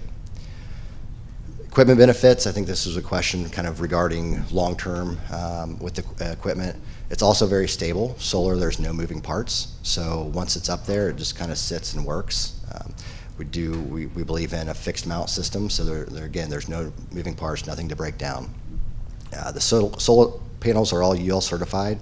They all have 25-year power production warranties, and those are also secured through third-party insurance in case 25 years the manufacturer's gone. So those are all through the lifetime of the 25-year productions. The racking also has 25-year warranties to follow the panels. The inverters are all, again, UL certified, 10-year warranties. You can get extension of warranties for another 10 years to kind of follow that, the panels and the racking, but from our standpoint and from a lot of technical guys I know in the inverter manufacturing companies, the cost of the inverters these days, if something goes wrong, it's a small part. It's a $300 circuit board. So they've changed a lot, and so a lot of plug and play. So that is an option to do a longer warranty, but we would suggest that you just stick with the 10 years, and if there is a part that happens to go bad in the future, then it's a very cheap replacement, unlike in years past where you've actually had to replace the whole inverter. All of the designs and all the equipment would meet the codes for wind requirements, the highest level codes, up to 120 miles an hour wind speed in this area. So everything's secure, pending any kind of, again, major tornado directly hitting that, you're going to have issues probably with a lot of your other equipment. And there's a lot of information actually regarding Hurricane Sandy, and the effect of it on solar panels on the East Coast a couple years ago. And surprisingly enough, I think it was 95% of the systems didn't have any damage at all.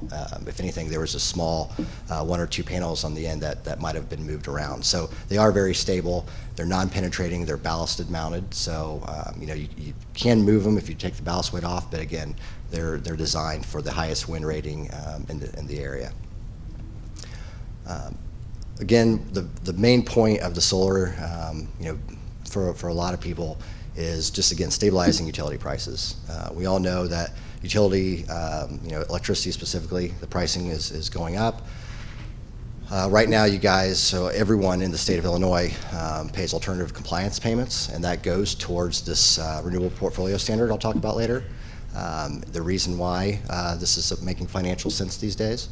But every one of your bills you're paying towards this fund to fund the installation and the development of solar and other renewable energies. Also, another piece is the smart grid that's coming online in 2018, and that will be where now you guys are paying a kind of a steady per kilowatt hour rate with demand charges. The smart grid coming online, that will move into being charged per time of use. So the more you use in the peak power demand times of the day, your utility prices are going to be increased as well.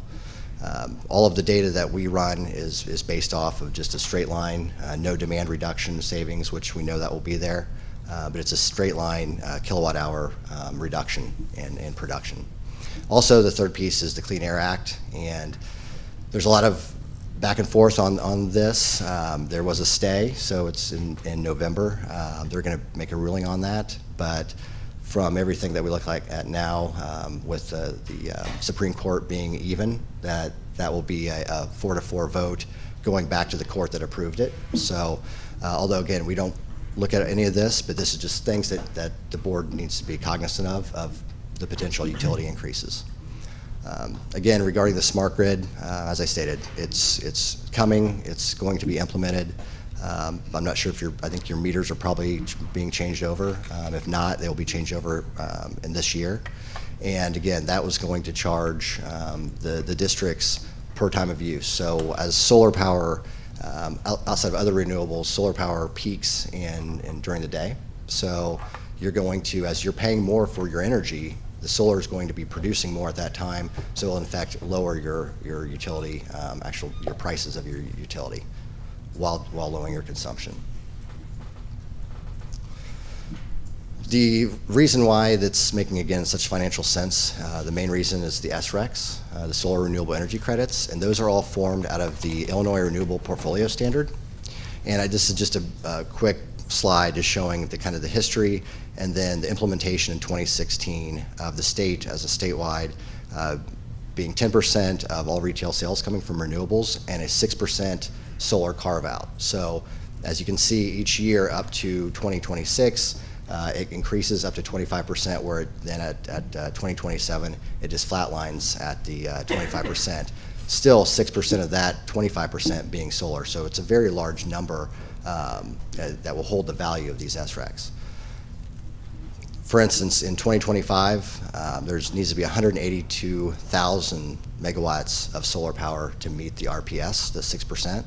As of 2016, really 2015, there was 11.5 megawatts of solar installed. So there's a long way for the state to go to meet the RPS standards. Again, the reason why the SRECs will be holding their value for many years down the road. The SREC specifically, the procurement that's available now is through the, it's a supplemental PV procurement. It's a 5-year contract with the possibility to extension, do another 5-year extension after that. There's also several other procurements that go on through the state. Again, it's taking the money that you guys and all the districts and all the people in the state of Illinois are actually paying into this fund to meet that RPS standard. So, for instance, if after the 5 years of the contract being over, the district would actually have the opportunity to possibly extend if they wanted to with the state of Illinois, but there's other aspects of where you can sell these SRECs, because again, you're creating a commodity. So this is, once you're producing solar and you're producing energy, it's a commodity that holds value. So federal have requirements similar to the state of Illinois, where they're 10% renewable by this year, 25% by 2025. So the district would have the opportunity to sell the SRECs into other markets, also federal or also private. Companies like Apple, Google, listed here, IKEA, they're all going to 100% renewable, and they can't meet that by installing it themselves. So what they're doing is they're buying these credits as well. Some information on how the numbers and production numbers are actually generated. Through the design models, we actually look at about 5 different areas. It's all close geographic location. Typically, we'll look at the Chicago. It's, without getting too technical, it's called a TMY2 file. That's actually hard data that is from 1961 to 1990.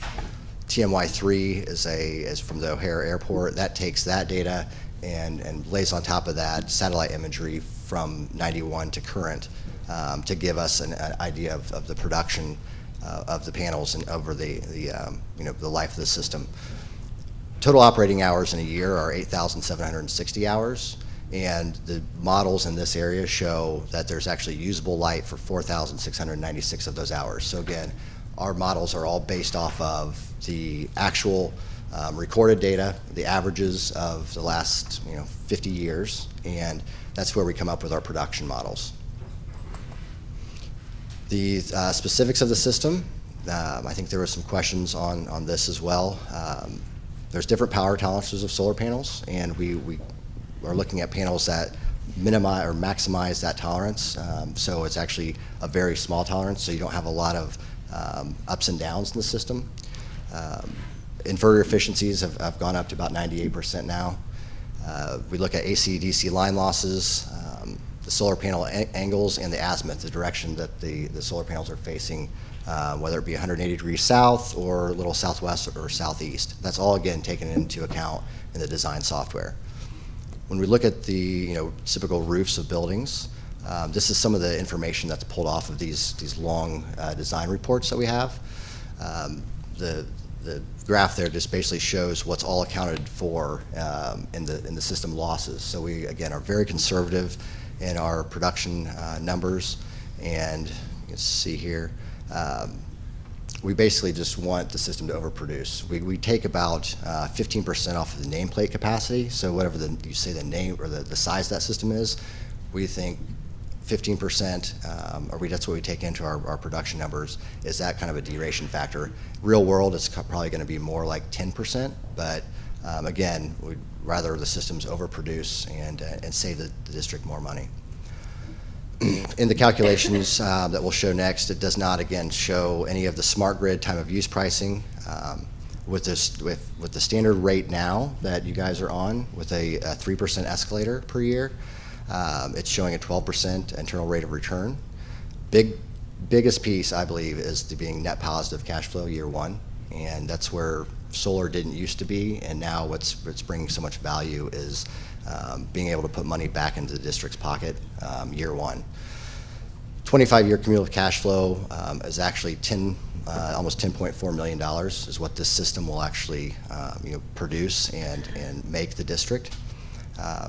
In the designs, we also designed that through my 10 years of renewable energy. I've seen a lot of different designs, and we believe in doing multiple small inverters so they're all monitoring and checking each other. So it helps lower any O&M costs, and it really keeps that system operating at a peak performance. Also, through our services, we offer the guarantee that the system is performing and producing as we stated it's designed for. I don't know if you can see this. I just put in a couple slides of the calculations. This one is showing a 15-year, I think a 3% interest rate, just some modeling that we do. The big piece, again, is the net savings and then the cumulative cash flow, where you can see the just under $10.4 million at the end of 25 years. Again, the systems will last longer than 25 years. It just kind of becomes a moot point when you start expanding them out farther than that. So the crystalline panels that we use, the crystalline will actually last you 50 plus years. It's a technology that was actually developed in the 60s, but it's a tried and true proven technology that we know works. This second slide with the calculations basically is showing if there was, at the end of the 10 years with the RPS, when it baselines, say that capacity hits and there's the SREC market just, for some reason you can't sell them or you're holding on to those credits. It still shows, after the 10 years, the systems are paying for themselves in under 10 years, but even with the 15-year financing, your net savings go negative in those 5 years, but if you look at your cumulative cash flow, that's again the big takeaway. It's still positive, and that's still a positive $6 million if the SRECs were to go away for whatever reason. So again, it's what we wanted to bring these to the districts because of some of the other projects that we've done, and we wanted to be able to give the district opportunity to lower some capital expenses and put money back, in your pocket and take advantage again of what you're already paying on all your bills. So the last piece that I'm going to cover is just the monitoring. Again, from an educational standpoint, from an assurity standpoint, we double meter these. They're metered through the inverters, and they're also metered separately through a utility grade meter. So there's two assurances there that the system's producing what it's supposed to be producing, and with the Fronius inverters, which I prefer to use, a really solid high efficiency inverter actually made just in northern Indiana. We can actually look at hourly data, monthly data, or the life of the system. And from an educational standpoint, which Dave will talk about here, it actually gives the students the ability to go in and see what these systems are doing and incorporate into the curriculum.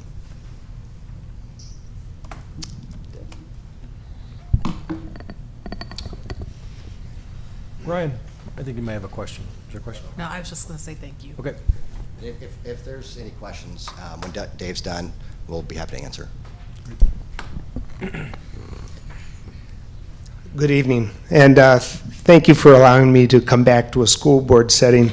I actually worked at Stevenson High School for over 20 years. I was chairman of negotiations for the faculty, and so I worked with school boards quite closely. And the nice thing is that everybody has the same prime directive, which is do the best job we can for students. You've got brick and mortar decisions, you've got administrative and teaching and faculty decisions, and all together, you try to do the best job you can, and it's a sometimes kind of a dull job, but a very important one. So thank you for volunteering to be school board members. I worked up until 2010 as an AP environmental science teacher, and I was also, I like inspiring others to succeed. So I was a science fair sponsor, and we won gold medals at the state. I was the sponsor of the Future Problem Solving team, and I inspired students to do well there. They won at the state. I was a tennis coach for 40 seasons. We've inspired state championships there. And I also helped inspire students at Stevenson High School to do more as a school student body, to pledge to do something to lower carbon output than any other school in the country. So also I retired in 2010. I worked with Stevenson for the next 2 years. They became the first and only LEED EB, existing building certified school in the country. And they saved hundreds of thousands of dollars by being smart in how they spent their money on conserving energy. One of the most simple things about sustainability, and to me that's what it is. If you don't have sustainability, you don't have a future. And we know in today's world we have a lot of challenges in terms of food and strife and things of that kind. But finite supplies of fossil fuels are creating problems, as well as we're finding out that the atmosphere over time is changing too. And I presented at the Illinois School Business Facility Manager meeting last week because there's a lot of new state codes that are being bestowed upon school districts, such as yourselves, that cost a lot of money. But why are these codes coming about? And I'm going to try to share why that's important. I could not walk away from the students who I cared deeply about when I retired. And so if we can go to, oh, I have a clicker here. This is so cool. There we go. So I could not walk away, although I'd like to walk away from the podium and walk around.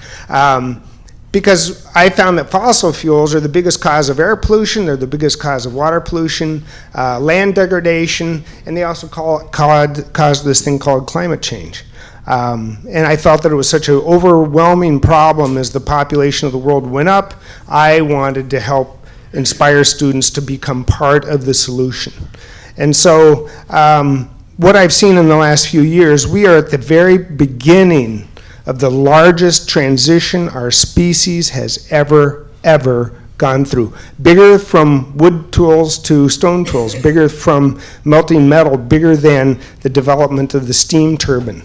We are going from fossil fuels to renewable technologies. We just heard from the technology committee.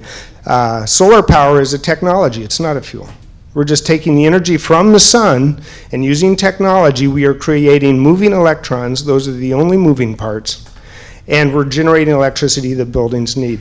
An interesting aside, perhaps interesting, is my grandmother lived from horse and buggy milk delivery to watching people land on the moon. Today's kids are starting with fossil fuel driven cars, and who knows where they're going to end up in their lifetime. Because we're going to see a lot of changes. We know that climate change impacts all kinds of things, and I'm going to go forward. I said I'd explain why school codes are changing. If you build a new school now, you need storm shelters. That's a big expense. Well, the reason for that is that if we track the frequency of tornadoes over the last 30 years or so, which defines what a climate is, climate's a long-term change, we see that the frequency of tornadoes is going up. The frequency of tornado seasons is expanding. The severity is increasing too. This last year, this data just came in, we had higher global temperatures than any other time before. And one of the things that higher temperature is doing is it's causing evaporation in some areas of the country, such as Texas, which has its agriculture in bad shape. And all that moisture is landing in a place called Nebraska. This is, whoops, is this accurate? The laser pointer has been, it doesn't work. The lower picture there is a nuclear power plant. Humans, that'd be us, do not build nuclear power plants in floodplains, period. It's just a bad decision. In Nebraska, we had 2 nuclear power plants, both about sink, because we were seeing rainfall patterns that we've never seen before. Thus another code change for the Illinois School Board. They're asking schools to hold water on their property more. So what we're trying to do is mitigate some of the increases in rainfall that we've seen in the past. So my understanding of kids is that kids learn more about what we do than what we say. We can blah, blah, blah all day long, but they watch what we do. You want them to be good people, you be a good people, they learn. If we want kids to understand that sustainability is important, then we as school people need to show that it's important to us. And that's why I approached Highland and Butterfield schools to put solar on their roof, is because I wanted them to model, this is an important thing, science, technology, engineering, and math. If they show those things to students and say that it's important, then the kids will be inspired to pursue those things. You can tie energy to all parts of the curriculum, from history in terms of how our per capita energy consumption's gone up, to economics. To me, this is a no-brainer decision. You folks should put solar on your schools for simply the pure matter that you're going to save millions of dollars. Ryan's company does a good job. His presentation showed you how that can lead to cost savings. My company does that as well. My passion isn't just putting solar on. My passion is talking to faculty groups, schools, administrators, helping them all understand why it's so important and how wonderful it is that the school is modeling best practice for the community. And math and biology. Math, a lot of people, we heard from a gifted person earlier today. I am a kind of a subversive teacher in the sense that I worked with the National Snow and Ice Data Center, and they sent me 2 sets of data, annual ice melt in the north and the years. And I went to one of my math teachers and I said, I want to turn this into a lab where the students can predict when the North Pole will melt. And they said fine, and they went off and worked on it and came back and they said, well, we've got it, but we have 2 different answers. And I said, what do you mean? They said, you can take the same data, if you use the amount of ice as a constant and time as a variable, you get one conclusion with extreme reliability. Or if you flip-flop the same data, you get another year with extreme reliability. Now, I'm the kind of teacher that says, hey, that's great. Now the kids can understand why science doesn't agree on climate change stuff. I would pass out, half the room would get these labs that all give 1 year, half the room would get the labs with the other year. I'd have, at the end of the period, the kids would present their data. I'm talking about really bright kids now. And they both come up with 2 different years using the same data, and now they have to argue and say why they chose what they did. So kids would love and understand that type of thing. In English, you can have them do research reports, speeches, and critical thinking and problem solving is one of the best things we can do. These are the kinds of panels that are used at the schools. They have ballast blocks and a simple aluminum tray. They have the same membrane that the roof is made out of on the bottom of the tray. And so there's no chemical interactions, and all the roof warranties are maintained. We don't do penetrations through the roof. We go in through the side of the building so we don't have leak problems. This is a picture of the Highland installation. It's 450 kilowatts. One of the problems with solar, and I'm really serious, is you can't see it. I'm going to take I'll get a before picture and an after picture of the 2 school buildings, and unless you are flying a drone, you're not going to see any difference. You don't see them. They sit down below the parapet of the building, and that's why I am so passionate about trying to help teachers understand how they can get some of the lessons into the classroom. This is the Butterfield. This is the other school that we did up in Lake County, and if anybody would like to come up on a tour, we could do that. We could arrange for it. As I said, having the school model that is trying to cut down its carbon footprint is a great opportunity for the school to ask the students to kind of pledge to do something themselves so they can get involved in bringing down carbon footprints. And these are some of the lists of different things that we've done with students. I have students, they can install smart thermostats, they can put window weather stripping in. One of my favorite projects is planting a tree. because it shades the earth, evaporates water, helps get rid of the overflow of water. It increases biodiversity, provides home for kids, well, sometimes, afternoons, provides homes for squirrels and things like that. So to get students involved with what a school is doing is very important. It's not just bricks and mortar you want to change, you want to add to the intellectual growth of the building inside. Renewable energy helps reduce pollution, and it's renewable, so it keeps lasting. It gets rid of externalities, and I guess that the mission, if your mission was to empower all learners to be college and career ready and to develop and grow and achieve as productive citizens, in order to know what they need to know, you need to know what's happening in terms of the business world. And this is the slide that shows you what's happening in the world of solar energy. The surprising thing that just came out in the last month or so is that in 2015, we actually had more solar installations than we did natural gas conversions, in spite of the fact that natural gas was so cheap. So solar is very big on the East Coast, it's big on the West Coast, it's huge in Europe. Most people don't know this, but in Spain in 2003, there was a heat event that in just a short week span killed 35,000 people. And so Europe looked at that and said, wow, that's big, and that's why Europe is really interested in moving towards renewable energy. Now here's the next thing that's important. Over 60% of the renewable energy patents come out of our educational system. The US is creating all of the patents, not all of the patents, 60% or so. And I talked to Congressman Dold, who is a Republican congressman, who just as a co-sponsor of a resolution after my talking to him 3 or 4 times, he is a co-sponsor of a resolution that says climate change is real, it's human caused, we need to do something about it.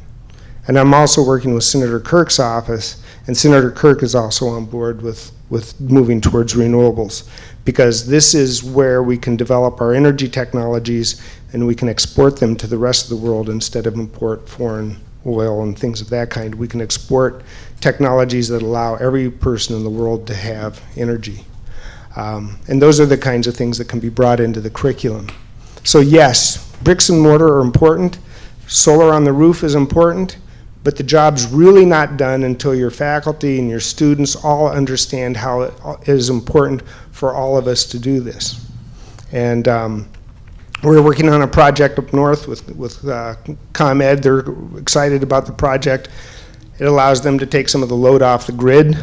Solar's best in the summertime when the air conditioning is the highest. And by having distributed energy, it makes the grid more resilient on those hot days.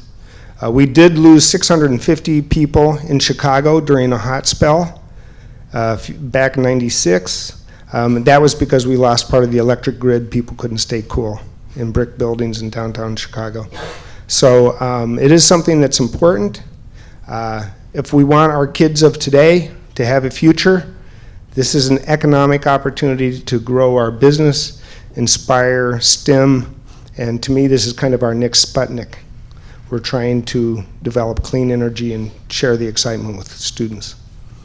Thank you very much. Thank you.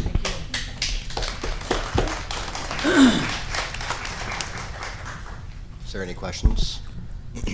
I got a lot, but we'll do it another time. Okay. You got 4,380 hours. That's 12 hours, assuming the numbers I've seen is 16 to 18, maybe 20% is your maximum generating capacity in the Midwest. Well, on that 16%, is that the efficiency of the solar panel?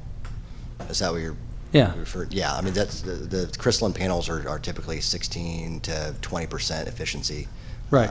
So if you're generating, and I've said this before, and I think I said it in front of this group, we're not making electricity and using it in our buildings. We're making electricity and putting it on the grid and selling it back. Is it at the retail or wholesale price? No, it's all net metered. So you will actually be lowering your consumption. So you'll be offsetting it at the retail price. because it is net metered. So is that the retail price or at the wholesale price? Well, on our calculations, we don't look at any fixed costs or anything like that. We only calculate based off of what you guys are paying per kilowatt hour, or any additional tariffs that are paid per kilowatt hour. But any fixed costs, demand charges, we don't calculate those in the savings. Well, the state of Illinois won't buy. I'm sorry. My teacher voice, excuse me. The state of Illinois will not buy electricity from you if you overproduce. The neat thing is that when you produce too much electricity, it flows onto the grid, and you get credit for that. And then when you use more, like at night, when you don't have any solar power, you would use that energy credit up. So they're never going to write you a check, never. But they will give you credit, and they bank it for a year. So most schools don't make nearly as much. Here, the green, the light green there is how much solar energy it gets, the school, but schools get. The white color is how much they consume. So you can see most schools are, energy hogs. And solar is not going to provide a huge percentage of that. This is the interesting thing, that most schools that I talk to about renewable energy say, well, we're paying 3.4 cents a kilowatt hour, and that's true. But what is not added into that equation is the demand charges. And if you look at June, by the time you get done with the demand charges, since June is a huge demand time for electricity, the demand charges were over 10 cents a kilowatt hour. And so right when the panels are producing most of the electricity is exactly the time that the demand charges and the other surcharges on the bill are going to be seen. So if we look at the dollar savings, your savings in May and June and July are going to be the greatest. And in a couple of weeks, I'm going to be presenting with Kurt Bellaton, who is the business manager for District 70, and he and I will be talking and going over the numbers. That's going to be at the annual IASBO meeting, if anyone's interested. And this is what the monitoring data looks like, which doesn't mean diddly to most people. And that's where I try to help teachers understand how they can take that number of 495 and say, okay, if a house uses, 10 kilowatts, how many houses would that do? That'd be a very simple math problem. If you drive a Tesla, how many miles would that be? Well, that's actually going to be about 1,500,000 miles. You could drive a Tesla with those rooftop panels. Oh, and by the way, 1 gallon of gas makes 20 pounds of CO2, which is more than 1 square inch of the Earth's atmosphere makes. And so electric cars are going to be coming in the future. So those are the kinds of things that are important to bring into the classroom. So let me ask you a question. Why does this make sense now when, in the Midwest in particular, electricity is about as cheap as it can be compared to the rest of the country in particular? It is, and that's, again, why you haven't seen much solar in the Midwest. It's mainly been on the East and West Coast. But again, the rising costs, we're basing all of our data off of your current utility costs. That, and then the SRECs, that adds that value of the positive, I think on your cumulative systems that we're proposing, it's about 120,000 a year, just based on kilowatt hour production that will actually be a net positive. So that's those two pieces, rising utility costs and the SRECs. The SRECs are a nice value add for especially for nonprofits that can't take advantage of the 30% ITC federal credits like for-profits can. How long do you think the subsidies are going to stay on this? Well, in perpetuity? I'm sorry? Do you think that's in perpetuity? I think that we know that the RPS is in place, and through 2026, and the goal that the state has to meet as a whole.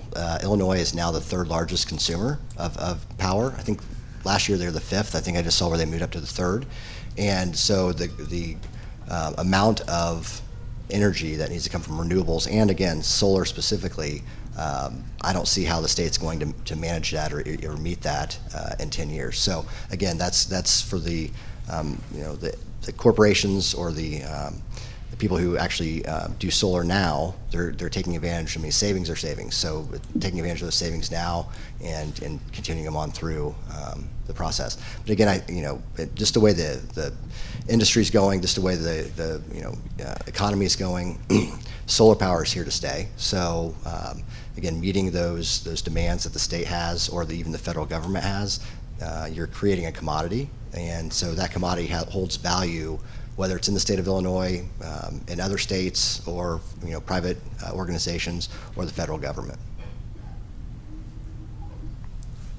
Anybody else have any questions? I'll ask mine offline later. All right, thank you, gentlemen. Appreciate it. Thank you.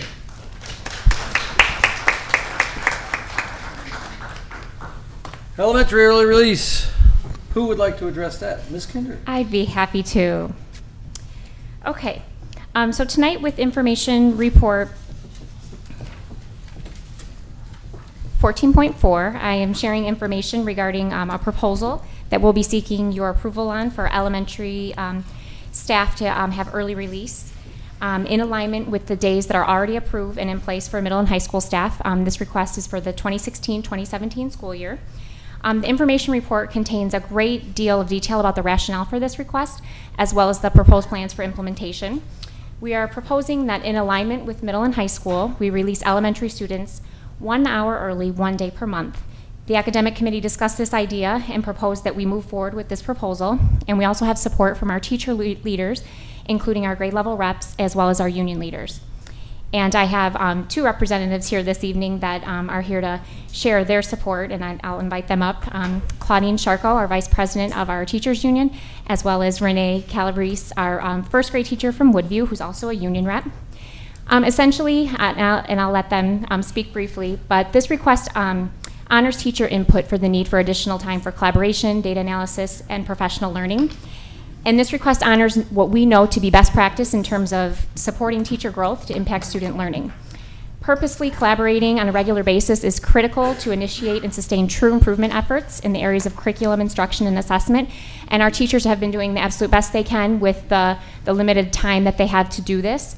When we consider the great demands that are placed on our teachers, we recognize that additional collaboration time is needed. I do also want to mention that I did an informal survey of neighboring elementary districts, not only in close proximity to us, but across Will and DuPage County, and the majority have an early release or late start in place to provide this for their teachers. In Valley View, we currently have it in place for our middle and high school staff, and we feel it is essential that our elementary staff have access to this, this collaboration time as well. So Claudine and Renee are up at the podium.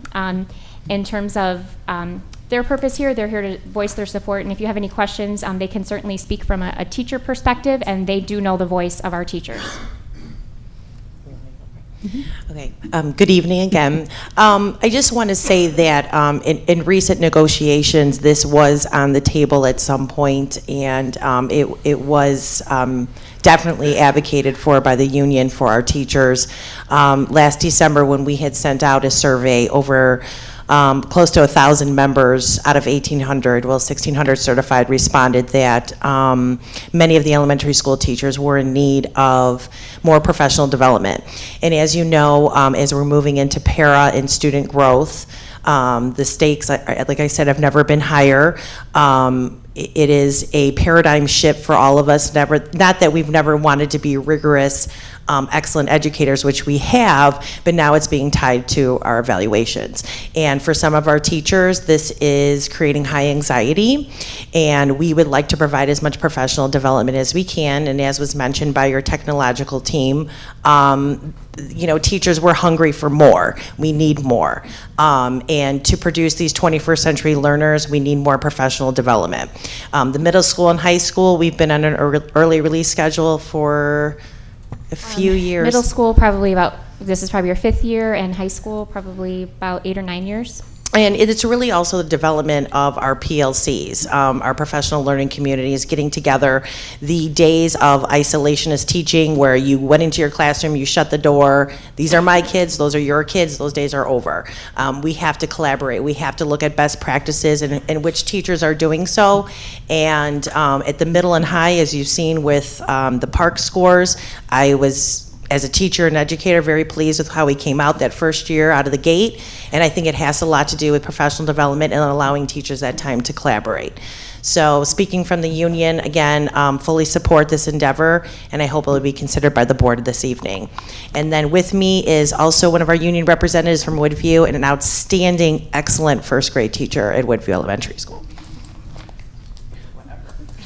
Good evening, members of the board. I would just like to ask in support of this that elementary teachers have been at a big disadvantage for quite some time now, as we are now asked to be experts in multiple areas of curriculum, not just one core subject areas as middle and high school are. We have 5 areas that we're looking at, and we just do not have the time for collaboration amongst our PLCs or in the building for the development that we need to really instruct at a rigorous level in which we're being asked. So we are really asking for this support from the board because it's something that is extremely necessary for elementary teachers to continue our developmental practice. Thank you. Thank you both. Thank you, ladies. How many hours is that? And how many hours total? For the year? It's 1 hour per month, 1 hour a month, beginning okay. in August. So, I just have one question. Was there any buy-in by the parents? so that we're presenting this for information this evening. We know that this would cause a significant adjustment for any family, regardless of what their care plan is for their child. When we talked to other districts about the process that they went for implementation, early notification was the best recipe for success. We also did research into asking our aftercare providers that are in our buildings if they could accommodate the extra hour. We contacted local daycare and providers to see if they would be willing to work directly with the families to provide for that. So we have not done a widespread survey of our families, and we certainly recognize that it will be an inconvenience and cause an adjustment for any family. And I have talked to some other districts in terms of how their families were able to adjust to this, and they said, after that initial getting used to it, it was able to become part of just their norm. We also thought it was important that we have it on the same day as middle and high, so if there's any siblings or cousins that help take care of the littler ones, that would be a consideration made for families. And then we know that the communication early on is really essential for the families as well. And so despite the inconvenience in having to adjust for our families, we know that the payoff will be worth it in terms of our teachers being able to collaborate and provide more for our students. And I certainly agree. I just think they need to be brought to the table and be brought in on the discussion because they are a major stakeholder. I absolutely agree. Absolutely agree. We do have parent representatives on the academic committee, and they were present when we discussed this. So I know that's not a widespread voice, but Member Sikora and Member Pero chair the academic committee, and we do have parent representatives there as well. So in terms of a widespread voice, we have not collected that, but we're presenting this for your consideration. I appreciate and understand the importance of the need for this. Based on what I heard from the two ladies who came up here, an hour almost probably doesn't seem like enough. But this is going to impact the families, and they are our stakeholders. And I don't want anybody to misjudge my words, and not saying that I don't think this is necessary, but I want to echo what Vice President Hansen said. We need to get the parents involved more than just sending a letter out. We need that, because no matter, this is going to be a cost impact to them, and it's only an hour a month, and I understand that may not be, but it's more than just the money. It's the planning. They don't all have siblings, so they have to plan. And I know this is looking at an implementation, and it's only March, but August is right around the corner. And we want to be able to look families in the eyes and say, we had people that were part of the communication, not just a letter going out. Whether it, and a survey is a lot of work, and surveys only, but the elementary schools, I probably can help getting the word out and talking to parents at their PTO meetings and so forth, so that maybe the PTO can send something home, so that there's more buy-in from the schools and so forth. I'm just spitballing here, but we need to get the families involved. I fully support the need for it. I believe it's critical, and I believe that the buy-in will be, it's better for the teachers, which in turn in the long run is better for the students, but we need to get the families involved. I think a lot of research has already been done by our district, and the fact that we have talked to all the daycare centers in the area. They're okay with picking up the children earlier. We've talked to all the schools, and their after daycare providers have also said there's no problem with that extra hour, them being able, the children to be able to come to them, and even on a drop-in basis. So let's say your child does not normally go to daycare, but you need them to go for that 1 hour, that's going to be accommodated for also. All right, so I think that we've done a lot of research that we can put out to the parents to accommodate that. We're also going to send this message out in our newsletter to the parents at all the elementary schools. So. As well as every other, mode of communication, back to school book, Facebook, Twitter, every other mode. School apparently. newsletters. School newsletters, absolutely. Yeah. And I think another problem that we have right now with not having early release for the elementary kids is you have a lot of elementary kids that are picked up by their middle school siblings. And so now those middle school siblings come and they hang out around the elementary schools for 15, 20 minutes waiting for their siblings to get out, sometimes causing problems, sometimes not. But now they've got a longer time to wait, because they have to wait like an hour and 15 minutes to get their sibling. And it's, this is just going to flow really, really nicely, I think. I don't foresee any problems. In speaking with other districts, and I only found a couple who do not have something in place, the majority of districts have half day, or in some cases full day release on a monthly basis. Some alternate half days and full days. And I looked at districts in all regards, in terms of, districts that are similar to ours as opposed to, districts that may be different in socioeconomic status or resources. And in every circumstance, they were able to adjust. And I know that from a parent perspective, any type of change to the schedule is a challenge. And, that's not a welcome thing.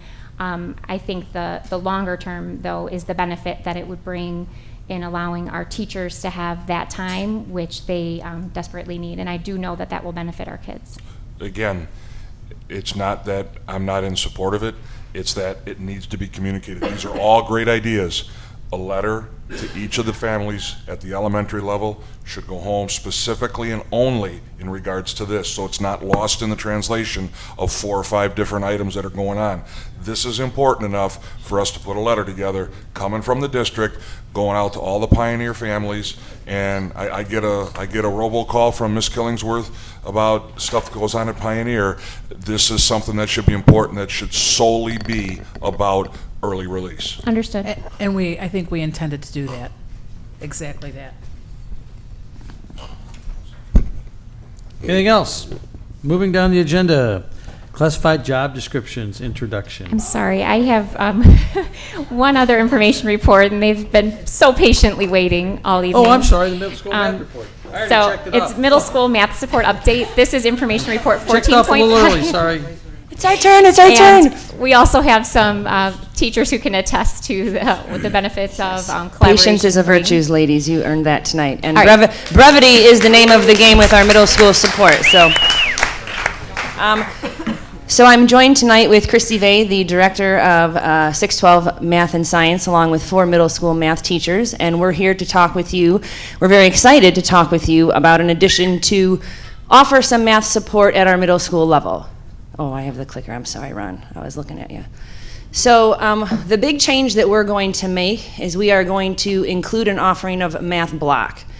And so what Math Block is it's actually an 88-minute period of math class instruction, which is a little bit different than the classes that we have in place right now for all mathematic levels, which is only 44 minutes. We're still going to maintain the 44-minute structure for our standards and our honors classroom, but this is going to offer kids who have really significant gaps in their readiness levels for math to have double the amount of math instructional time that they are currently exposed to now. It also is going to mirror the structure that we have in place for English language arts. So kids currently get an 88-minute class period for that, and the kids that we identify for math block will also have that 88-minute exposure as well. Some of the changes that will occur from middle school block, and this is something that I think is celebratory, because when we first purchased Odyssey and we first built the enhancement structure, it wasn't something that was supposed to have permanence. It was supposed to fulfill the need that we currently had while we continued to formatively evaluate our current programs and structures and build something even stronger and better. And so with the inclusion of and implementation of math block, the current enhancement structure is going to be removed. We are no longer going to have an enhancement offering at the middle school level. Math block will take the place of supporting students who were originally identified to go into 5-day enhancement. However, 5-day enhancement was also something in place to support students who had some literacy gaps as well. With the amount of strength that we have had from the teachers embracing the literacy standards, not only in the English language arts classroom, but also in the social studies classrooms as well, and in looking at pre to post data from last year to this year, and watching our kids grow not only in just the overall mean of their pre to post growth, but also making individual growth off very specified standards that were unwrapped and pulled from the Common Core, is something that we are seeing consistently. So we didn't want to obviously make this decision in isolation, nor do we ever. And so Christy Vay had a meeting with 6th, 7th, and 8th grade math teachers, and they were kind enough to allow me to come in and hold a focus group. And so through that time, I asked them to share with me some of the strengths, some of the barriers in terms of the current enhancement structure, as well as hear from a couple of the teachers who have the luxury of piloting a math block in the current middle school. Overwhelmingly, there was 100% support for middle school math block. The only concern was just what that organizational shift would kind of look like and the impact that it would have on the scheduling in the building. Some current barriers that the teachers shared is that oftentimes teachers will have a separate teacher for enhancement and for their math class. And so while we know the research that supports the importance of the relationship with our students, it was oftentimes hard for them to have to connect to two different adults who are trying to give them mathematics instruction, that one was held to the standard of the curriculum while the other focus for enhancement was focusing on the remediation of some of those gaps. They also just said 44 minutes is not enough time. It's not that these students don't always have the capability to employ the math strategies, but they don't have that fluency, that automaticity yet, and so they need a little bit more time to just arrive at the conclusion of what they're looking for. And then oftentimes in enhancement, they struggled to see the linkage of what they were learning within the enhancement class and then how it would apply to the curriculum that they were exposed to. And so the implementation of middle school block is definitely going to address, if not perhaps just completely absolve some of these barriers. So Stephen Covey reminds us that the front line produces the bottom line, and the front line is here with us tonight. We have 4 teachers, and I'd like them to just share with you a little bit of their input and feedback on the experience of being able to pilot math block and also the impact that it's had on their kids.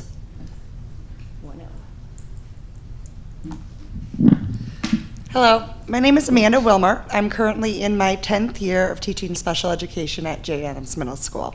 I've taught all grades and all subject areas in my last 10 years, but for the last 3 years I've exclusively taught 6th grade math. This year I had the opportunity to pilot the block math program at Jane Addams. I cannot speak highly enough of this program. The population of students that are in the block math, as was said, are students that struggle with math and are typically in the lower 25th percentile. We're very encouraged that over 70% of our students showed growth on MAP from fall to winter, and also they are scoring higher on our district summatives and assessments. But that's not what's most exciting to me. What's most exciting to me is the change in attitudes I've seen with my students when it comes to math. At the beginning of the year, we polled our students and asked who struggled in math and who did not particularly like it, and the majority of our students agreed that they did not particularly like math. Within a few months, we could see these attitudes changing. Our students, given the opportunity and more importantly, the time, they get to practice that math and have it in new concepts in several different fun ways. If the students are struggling with a new concept, they are able to ask questions and repeatedly practice those concepts that confuse them. As a special education teacher, it was always hard for me to see my students struggle with concepts that I knew that they could master if they were given more time. This year has been especially rewarding for me because I'm seeing all of our students who typically struggle in math come into class excited and ready to learn. They know we get to play games and they get to do different activities each day. They are beginning to feel confident in their math skills, and they are given time to master all of the concepts. At least once a week, my administration comes to me or my co-teacher and says that another student has stated that our class is their favorite class. I mean this to take that they enjoy the time spent in our classroom because they feel better about their own performance, not about mine. They're learning about improving, and they can tell the difference between this year and their past years in math class. When asked if they always liked math, they always say no, but they go on to explain that this year is different and they get to play games and have fun in their classroom. As a teacher, this is the best thing I can hear. Not only are our students showing growth when we test them, but they're showing excitement and passion for math. In education, we sometimes struggle to discover new and better ways to help students learn, but block math is our new and better way to help our students learn. Thank you.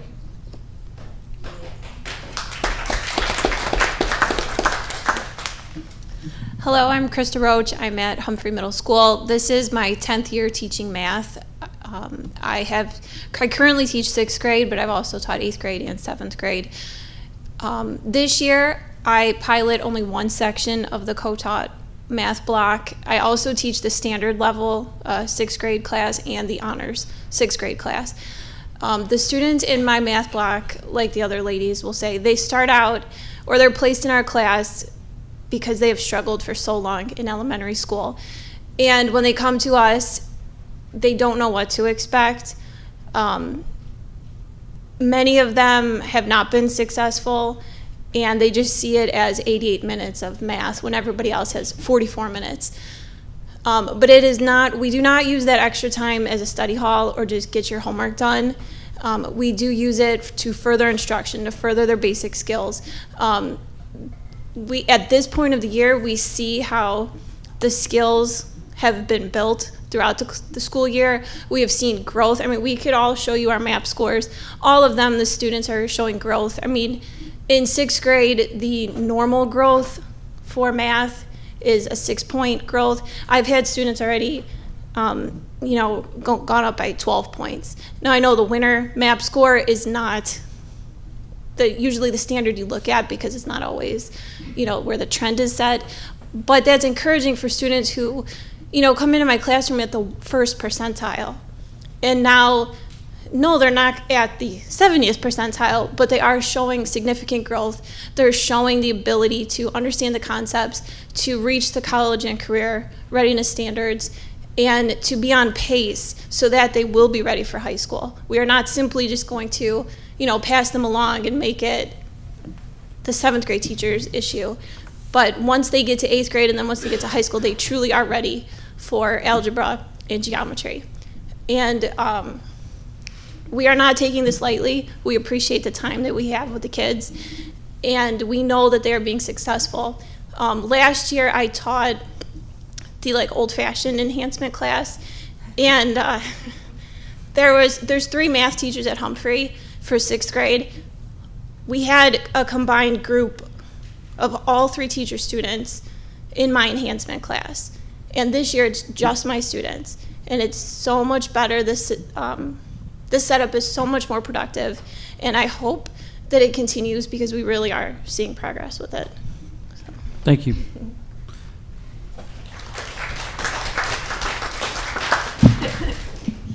Good evening. My name is Nicole St. Peel. I teach 7th grade math at Humphrey Middle School. This is my 4th year. I've taught 6th, 7th, and 8th grade, but 7th grade has kind of been my thing every year. I've continued to help the 7th grade curriculum grow. This year I've had the privilege of working with Christy Vay, co-teaching my first period class together. So we have a lot of conversations about, just the regular 44-minute math classes and how it's very different from my block classes. Last year I had 2 enhancement classes where those were made up of some of my students and then some students that were from other teachers. And it's a challenge as an educator when you are trying to implement the curriculum in your regular 44-minute class period and then carry it over to help support those students that are either from your regular class or from a different teacher, because you are not always doing the same thing that the other teacher is doing or on the same day. And so then you hit this bump in the road where the kids are coming in and they either didn't have math yet, so they haven't seen it, or they already had math and they've seen it. So you're now trying to figure out what can you do to support those kids in that enhancement class that we were doing last year. This year, I don't have that piece, but I do have students from one of my classes who go to enhancement with a different teacher. And, you know, I find that they are doing things differently, or they may not always be on the same page as what we're doing in class. And so now we're having to communicate with that enhancement teacher to make sure that the students are having that consistency if they're not in an 88-minute block.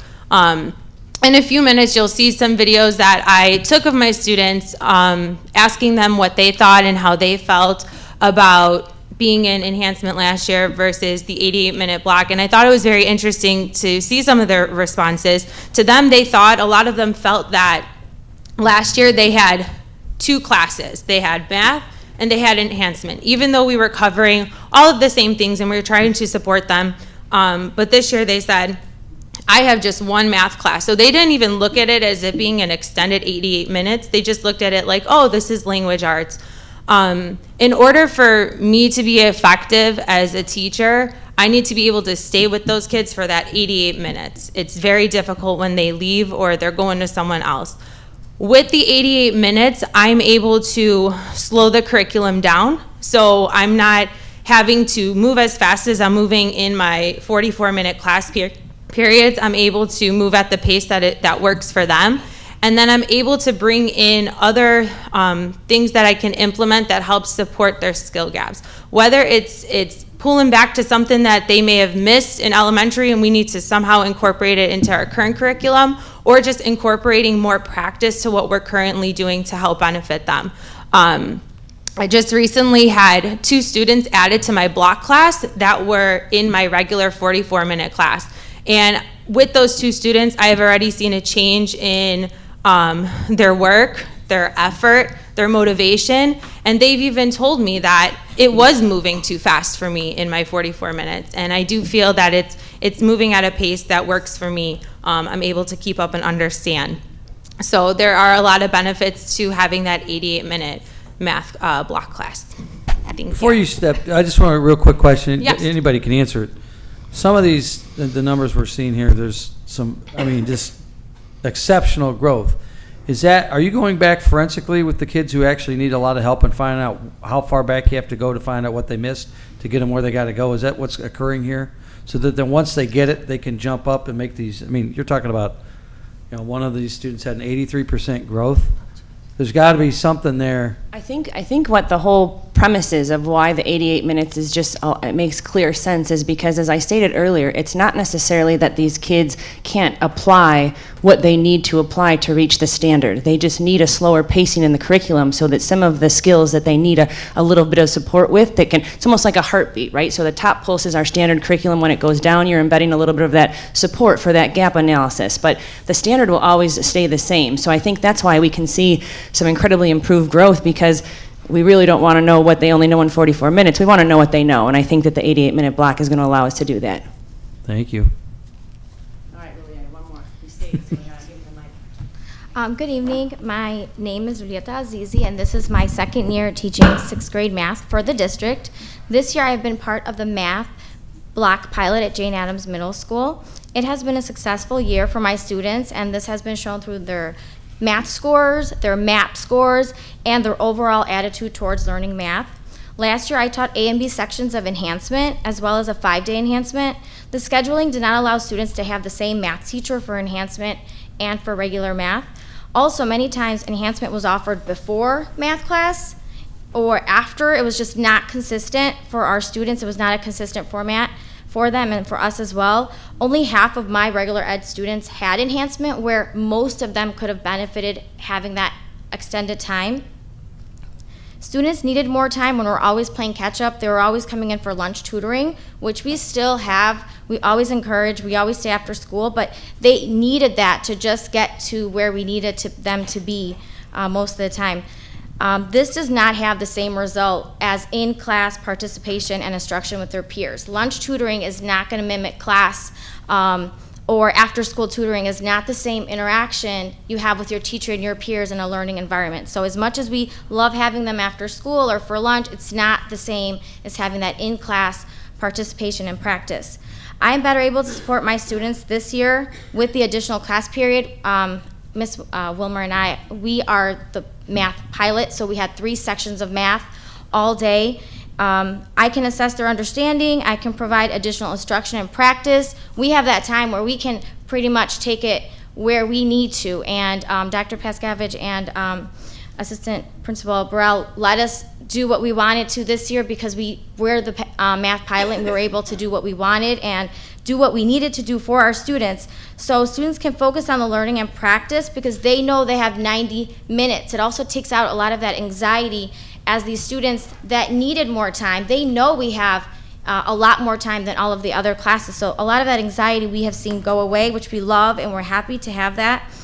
Students receive instruction from the same gen ed teacher and special ed teacher. We know them, we have them all day, we have them every single day, which is wonderful. The change in student attitude, I think, has made us very, very happy. It's been very, very positive. They enjoy being there, they enjoy learning.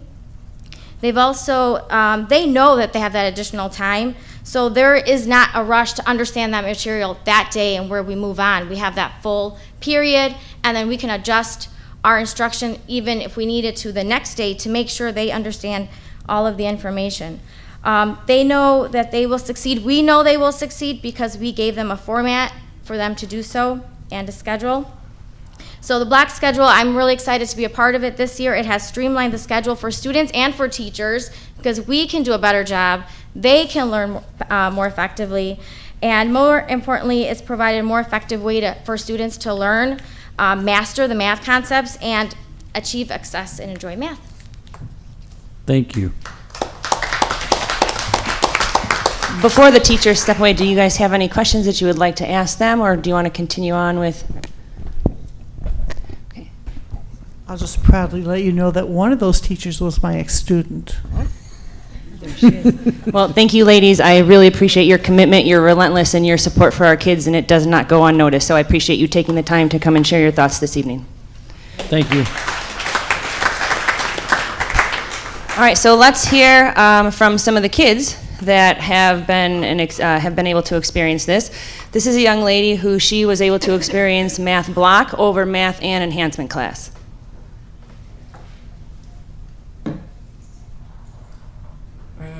I like it better because it's more kids in the class to interact with and help with like everything, and like it gets you more prepared for the second period, and it goes slower and it's more help.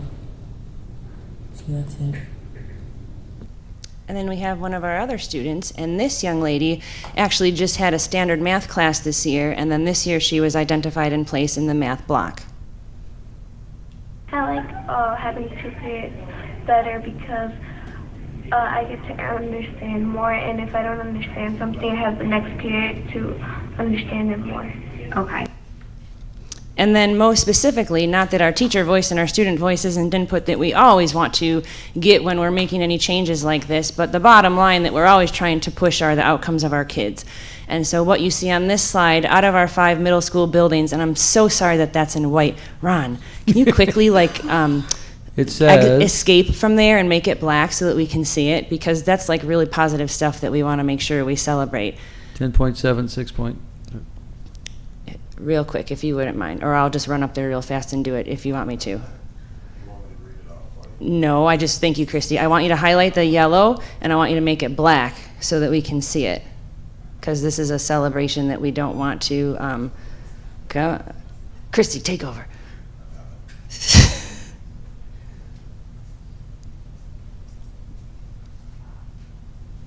All right, we're gonna have to do it on the next one too. Okay, so you can see that the two buildings for our 6th grade level who have been able to pilot our math block, this is the pre to post growth from the math assessment that's administered at the beginning and the end of the semester. So you can clearly see that our buildings 3 and 4, which would be Jane Addams and Humphrey, have been able to have a pretty healthy amount of growth from pre to post assessment. But one thing that sometimes is hidden in some averages when we look at them are some of the really incredible gems that are also getting supported through math block instruction. And so I just wanted to highlight a couple of individual student scores as well. Christy, can you go run up there again real quick? You got it, Ron? All right, I have faith in you. You're hired. One more time, I spoke too soon. Pressure. Oh, there we go. So here what you'll see is there are 12 student scores, and the students who are the first 6 are students who are in one of our middle school buildings right now that they are not in a math block class. The other 6 students who are highlighted in yellow are in our math block classes. So you can see that they all had the same pre-assessment score. However, when you look at the post-assessment score and you look at the amount of growth that those kids have been able to make, it's pretty hard to argue that the class is having a pretty significant impact on the academic performance of our kids. And that's data, as you've heard some of our teachers say, that they have never seen before in terms of how the kids have been able to perform. And I can tell you that a huge component of why that data looks like that is also a testament to the way the kids actually just are feeling now about their educational experience and not feeling so defeated as a math learner, and they actually get to see this is the power of yet. This is saying, I might not be there today, but I can get there. That's why I asked that question when I looked at those numbers. Yeah. That's It's good incredible. stuff. It's very good stuff. So that was all that we wanted to present to you tonight, because we're very excited about what this shift is going to mean for a lot of our kids at the middle school level. But we would welcome any questions or comments or feedback that anyone from the board or senior administration has at this time. I just wanted to add additional comment, and this was certainly worth showcasing because of all of the thought that has gone into this from our teachers, Director of Math Christy Vey, Executive Director Karen Flores. This is requiring only a shift in resources, so just for the board's knowledge, we're not here asking for additional resources or anything like that. We're just informing you because we're excited to evolve to this, and we just wanted to share this with you and share with the community. Thank you, ladies. Thank you.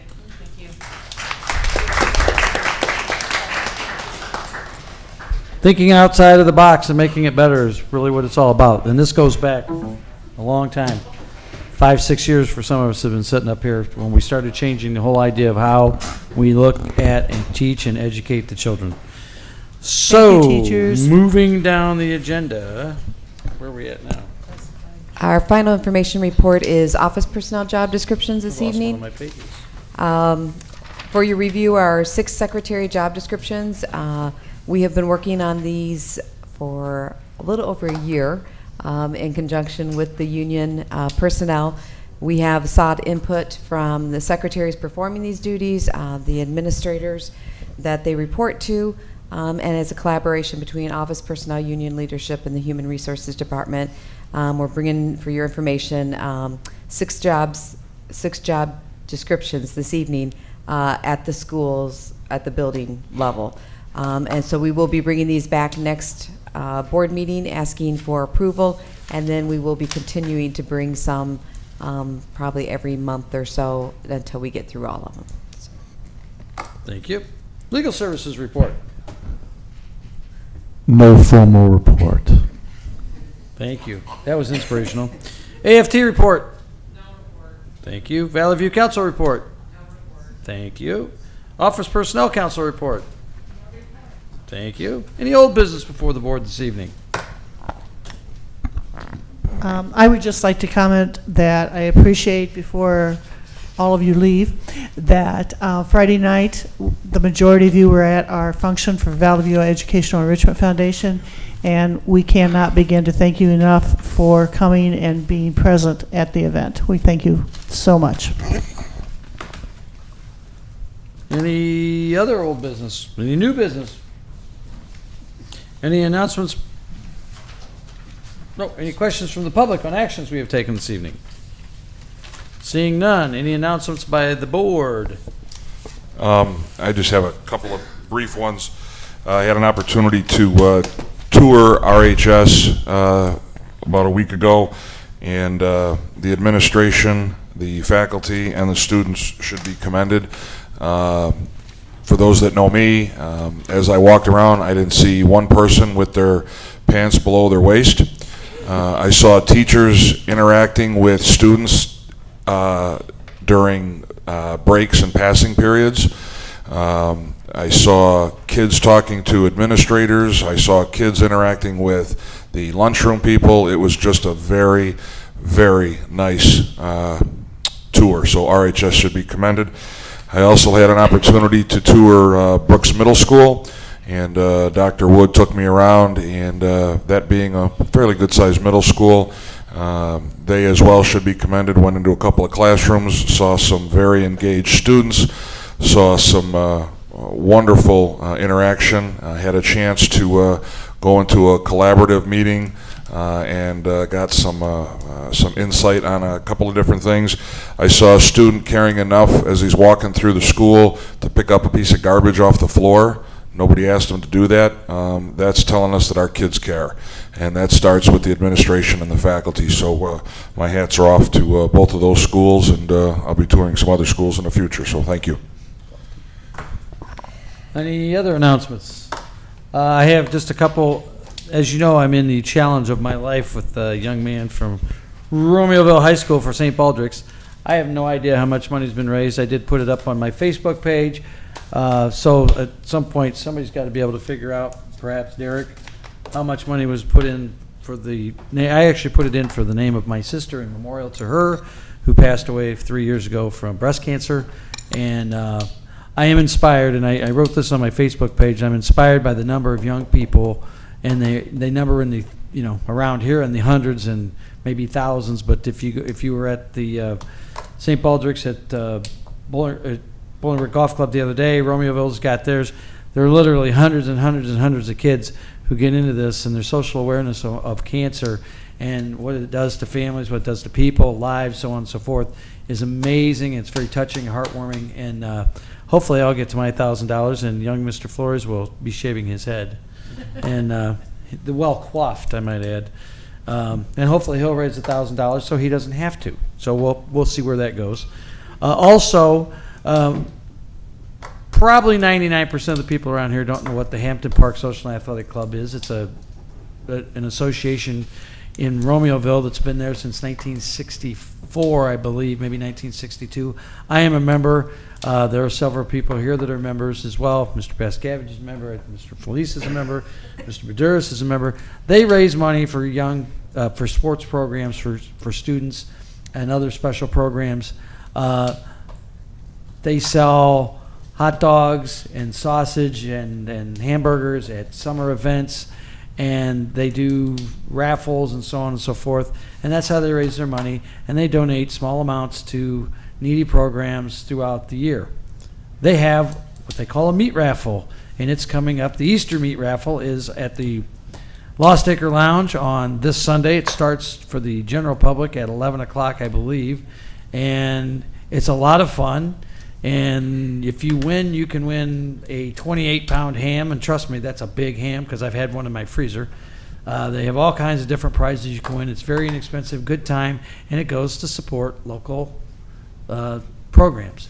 And they also support local individuals. There's a young lady who's hopefully going to be on the Olympic figure skating team, and she lives right here in our district, and the Hampton Park Social Athletic Club over the years has given her a lot of money to help her do these events and travel all over the country, maybe all over the world for her. But it's a great thing. It's a lot of fun. If I see you there and I know that you're here, I will make sure I buy your first whatever you might want to drink. So Sunday, Lost Acre Lounge. It goes all day. You don't have to come for the beginning. You can jump in at any time. It's a lot of fun. It's very inexpensive. And again, it supports local stuff. So I did want to echo what Deb said with the Enrichment Foundation. Mike Lawler, village trustee in Romeoville, has been on that board since the day it was began. Bolingbrook. I'm sorry, did I say Romeoville? Bolingbrook trustee. They've raised over $1 million and dispersed how many? Almost everything that comes in goes out. There was it's like $1.3 million, and all but $50,000 has gone into the teachers, and the rest of that money's gone to put on the events that they put on. So it's money in, money out. And it's fantastic. It was a great event. Take me out to the ball game. We had celebrity baseball players and so on and so forth. And another very worthy, it was very inspirational again to see the number of teachers and the number of administrators that were there, and just general citizens and businesses that support the education community in our school district. It was a fantastic night. So I want to thank everybody that was there. Community leaders, Mayor Noak was there, so on and so forth. Mayor Claire wasn't there. He was out of town on a family thing, but his money was there. And that's kind of what's important in this thing, is raising money to help teachers do things that fall outside of the normal stuff that we do up here. So I want to thank everybody for coming this evening. Teachers that are getting involved and helping kids, this mathematics stuff. Rachel, Christy, Karen, you guys should be commended, and expand this program. When you get kids going from 6, 7, 8, 9% percentile up to 70 and 80 percentile, whatever you're doing, keep doing it. And pass the word, please. And I do have a couple ideas about what I want to talk to with Astrid about and some other stuff. So thank you all for that. And anybody else has any comments? If not, motion to adjourn would be in order. Oh, any announcements from the public? No. Administration. Any announcements from the administration? No announcements. Wish Dr. Mitchum Godspeed in getting healthy again and being back to work soon, which I'm sure he will be. And with that, I will bid you an adieu. A happy St. Patrick's Day. Celebrate responsibly and be careful out there. Motion to adjourn. Motion to adjourn. So moved. Seconded. All those in favor say aye. Aye. Opposed, same sign. Have a great night.